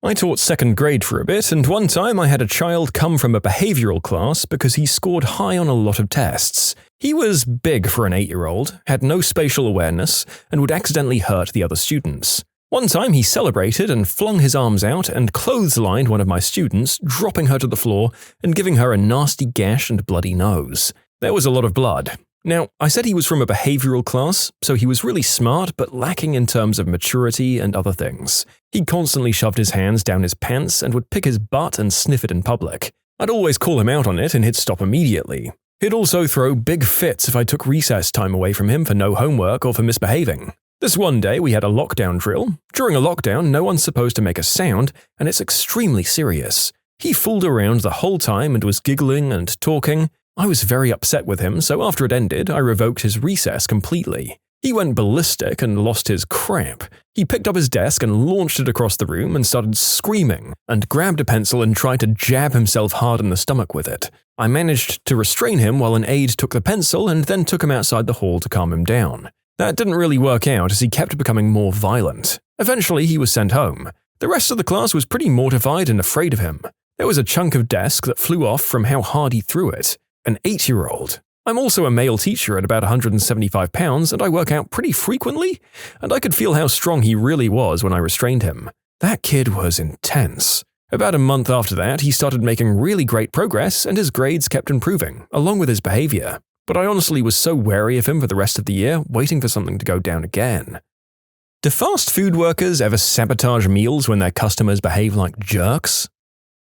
At an old pizza place I worked at, we all found out that our boss took some of our tip money from the jar for himself. That week, everyone who came in got extra free food. A dozen wings, you say? Here, have 30. Add 5 ranches to dip in. And no, the boss didn't wonder why he was suddenly getting so many praises from customers. Who are you kidding? We delivered lazily prepared, subpar pizza and fried foods to people who were blazed out of their minds and white trash. When I worked at McDonald's, I'd make the sandwiches look like the pictures if people were rude. This means putting all of the condiments on one side of the burger with the pickles hanging slightly out. You sick mother... About 10 years ago when I was working at KFC, I had an older lady start yelling at me as soon as she began talking. She also mentioned something about not smashing the biscuits. So I smashed the biscuits. Oh, I did something like this. Mean people got the sides placed on top of their biscuits, and I always carefully picked out the nicer pieces of chicken and biscuits for people who took the effort to not be a C-word to me. Look upon your slightly flattened biscuit and rue the day that you scoffed at me and then told me to hurry the hell up. Dunkin' Donuts. Always some jerk holding up the line because their coffee is a shade lighter than they wanted. Oh, and they wanted 3 cups of mocha, not 4, and all in the middle of that 6 a.m. rush. When you do that, that's when you get decaf. Once I had a lady who made me go through 15 wafer cones until I found the one that wasn't destroyed according to Her Majesty. Wafer cones are fragile and are prone to tiny chips around the edges, by the way. When I finally found one that she approved of, I pressed the ice cream into it just hard enough to create a strategically placed hairline crack. That crack would get worse and worse the more she bit into it, ultimately rendering the cone useless. Advanced wafer cone warfare? Cone of duty. Modern wafer. I once accidentally served a customer a smoothie with a bolt in it. It came off of our ice making machine and it had a plastic part in it. The customer came back in and showed me some of the plastic. I dumped the smoothie out in the sink and saw a massive screw. He asked me if I found anything else. I lied to him and made him a new smoothie while feeling very thankful. Well, this technically doesn't fit the description, but I had to go through the pain of vividly imagining breaking my teeth on the metal or getting my throat and mouth stabbed. So do you, listeners. I don't know why imagining any sort of internal mouth injury gives me the shudders so much. When I worked at Burger King, there was this one middle-aged lady who would come in once or twice a week and order a burger with extra onions. And no matter how many we put on, it was never enough. I'd put a sizable handful on, even though you're only supposed to put like 4 or 5 rings on it and then add a few more if they ask for extra. and it was just never enough for her. So one day she comes in and the store manager, surprisingly given the industry, she was actually pretty cool. She told me to put a lot on. So I put a huge handful on and my manager handed it to the customer while making sarcastic comments over the internal channel in our headsets. Sure enough, the lady came back and complained that it wasn't enough onions. Keep in mind, we already put, no joke, at least 20 times more onions in than we should have. So my manager, while swearing under her breath, handed me the burger and tells me to put some more onions on. Then before I got a chance to put any on, she was actually like, "No, forget this. Give me some of those gloves and I'll do it." She then proceeded to take almost half of the 2.5 kilo container of onions and dump it on the burger and rewrap it. The lady took it back to her seat while we all went out to the registers to watch. The look on her face when she opened that burger was priceless, and as far as I know, she never complained about not having enough onions after that. I worked at Wendy's for 2 years. I didn't necessarily punish the bad people, but I rewarded the good ones. For example, if it was a relatively slow day and a kind person came in who said things like please and thank you, I'd drop fresh fries for them so they were extra hot and crispy, even if they were relatively new fries. It's the little things that make life a lot better. I didn't ruin any food or drinks in this case, but when I worked at Starbucks, some guy was being a jerk, so I said, "Please don't be rude to me, sir," and it was the worst thing I've ever said to a customer. Probably the rudest I've ever been is when a customer chewed me out for something, it's been 6 or 7 years, I can't remember what it was, and then demanded to have my corporate's number so she could get me fired. I pointed to the sign on the counter, which included the number, looked her in the eye, and said, "I handed in my 2 weeks' notice 3 days ago. Do it." No, but once I was threatened with a punch to the face for getting a hair in someone's burger. Just so you know, it wasn't my hair. It might have come from his substance addict girlfriend that he was toting around who had blonde hair, like the hair he found on his burger. Pizza slinger here. I won't mess with your food, but I sure will shake the crap out of your 2 liters of soda in the car and smile as I hand it to you. One time at Burger King, I was working a particularly slow shift and this little kid came in with just enough money for a cookies and cream ice cream. These things usually take 30 seconds to make, but the kid looked really excited and since things were slow, I took an extra effort to make sure the Oreo cookies were nicely mixed into the ice cream and that the ice cream itself was full to the brim of the cup. Well, my manager didn't like that at all, not the part about taking the extra minute or so on the kid's ice cream, nor the part about actually filling the cup. So he made me throw it out. In spite of my boss, though, I just made a bigger and better ice cream for that kid. I added the whole shabam. M&Ms, Oreos, choc flakes, choc sauce, the whole deal. Filled it up so much that it was practically worth 3 times as much as the kid paid, and I told him to run for it. I don't work in fast food, but as someone who works in retail, let me tell you this. If you're rude to me, you're getting the ugliest change in the drawer. When I worked at Wendy's, we used the overcooked burgers for the chili. If they look like they've been on the grill for too long, we just throw them into a pan in a heated drawer. We usually stayed open till 1 a.m., and one time someone came past 1 a.m. I'd already cleaned the grill and had no burgers left on it. The manager took the orders because this witch complained and demanded we take the order. Fine, I'll use this overcooked, dry burger that's been sitting in a pan all day. Not exactly proud of it, but I did it. I used to work at a sandwich shop. Company policy was 3 baby tomatoes per sandwich. Once a lady made me angry and I only gave her 2. One guy was being a complete butthead to me in the drive-thru at McDonald's, so when he asked for extra pickles, I gave him no pickles. I still feel like a bad mother effer looking back on it. I worked at Subway and a lady came through drive-thru. My Subway has a drive-thru, yes, what the frick. She drove past the order microphone and honked and knocked on the window. Slightly irritated, I opened it and took her order. She got bacon on her sandwich and asked for me to be sure it was crispy. Okay, sure. I give the order to my coworker and tell the lady it would be done in a jiffy. She restates that she wants it crispy, and that the idiot working last night when she drove through was stupid enough to not know what crispy was. I soon realized that I was that idiot. I tell her, okay, I'll make sure it's crispy. Walked over, took the bacon myself, charred the greasy hell out of that frickin' bacon. It essentially just crumbled and looked like pepper. I don't like having my intelligence insulted by someone who won't see me making their food. When I worked at a Taco Bell or KFC, we'd accidentally make orders wrong so the customer wouldn't want it. Then we'd sneak it off to the side and eat it. I had a friend in college who delivered pizzas. He'd have us call in an order, then call back several minutes later after it had been made and cancel it. When his shift was over, he'd get to keep it and bring it to us. And people think that fast food industry workers aren't smart. I think the intelligent ones simply just don't stay very long.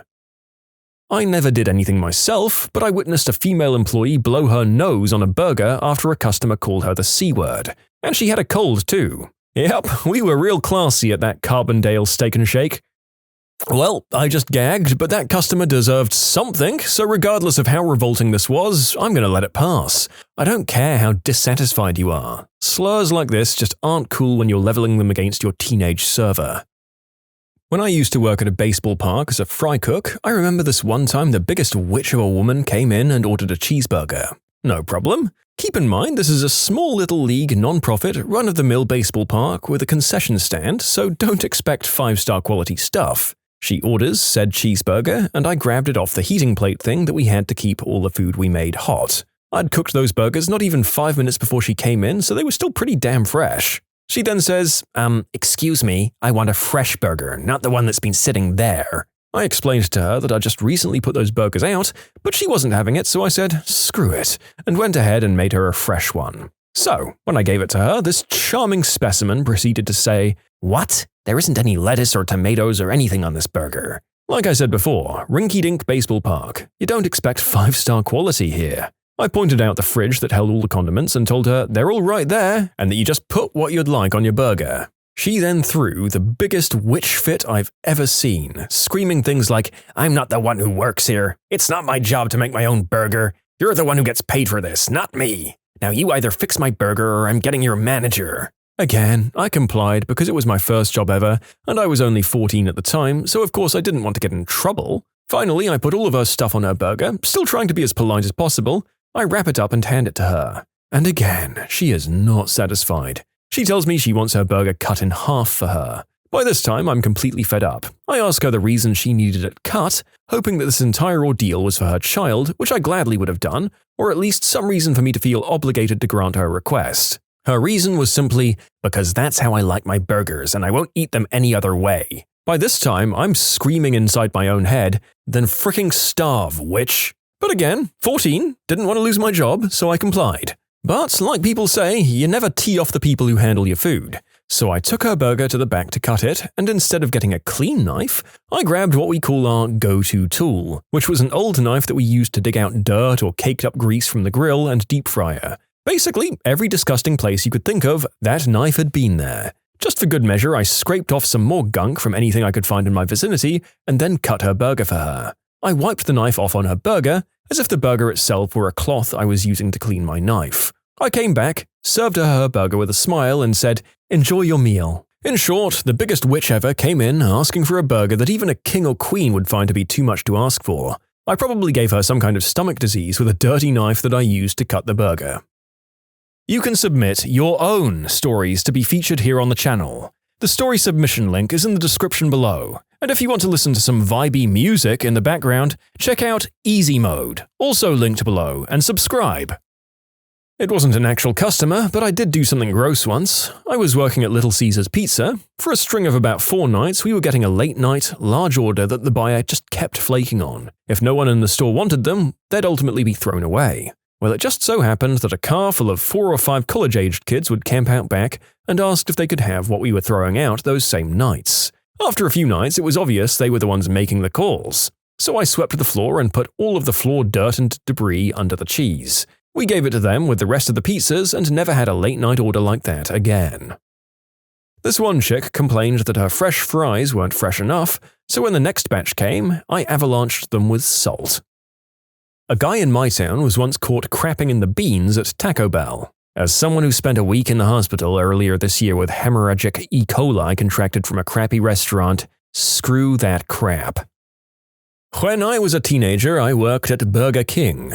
This guy started verbally attacking me, saying his burger was cold. I apologized, assured him we'd make another, but he continued to be a right sausage about it. Fine, I assured him his next burger would be piping hot. I went and got a burger right off the grill and stuck it in the microwave for 2 minutes. I made the burger and carried it out to his table. I asked him to try it to make sure it was hot enough. I stood there sweetly smiling as he took a big bite and promptly burned his mouth.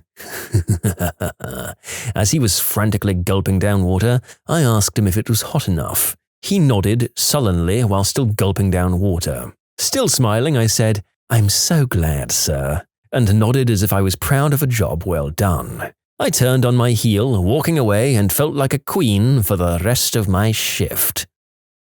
I licked the grilled cheese and pickles that my co-worker's ex-girlfriend ordered. She stole some of his military money and used it to buy substances. I'm well aware that what I did was disgusting, but that witch had it coming if you ask me. I never sabotaged, but if someone was rude, they were getting the lettuce that was wilted, or the tomato with the big splotch on it, or a salad that was just on the edge of expiring. If they were nice, they got fresh curly fries, mozzarella sticks, what have you. Also, we used to screw the corporation by holding the freezer door open, which blocked the office's window, while we ate by the fryer, or dropping extra moz sticks and jalapeno bites so we could eat them in secret. Also, if they ever bring them back, Arby's cheesecake bites are 1,000,000 times better frozen than fried. Tell your friends. Not on purpose, but the summer after my senior year of high school, I worked at a really busy pizza shop. It was not a chain, but a company with only 2 restaurants in the Minneapolis area, where everything was handmade. To the point of pouring flour, water, yeast, and salt into a big bowl and mixing it with an industrial bakery mixer for the crust. Tomatoes were pureed and seasoning was mixed in.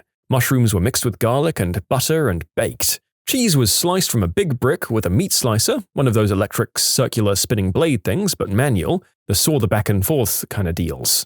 Anyway, it was blazing hot that summer in 1988, and the kitchen was not air-conditioned. I had a drip of sweat run off my nose and into a pizza a couple of times. We were so busy that I couldn't take the time to do anything about it, so I just kept making the pizza. Hopefully my germies got baked to death in the oven.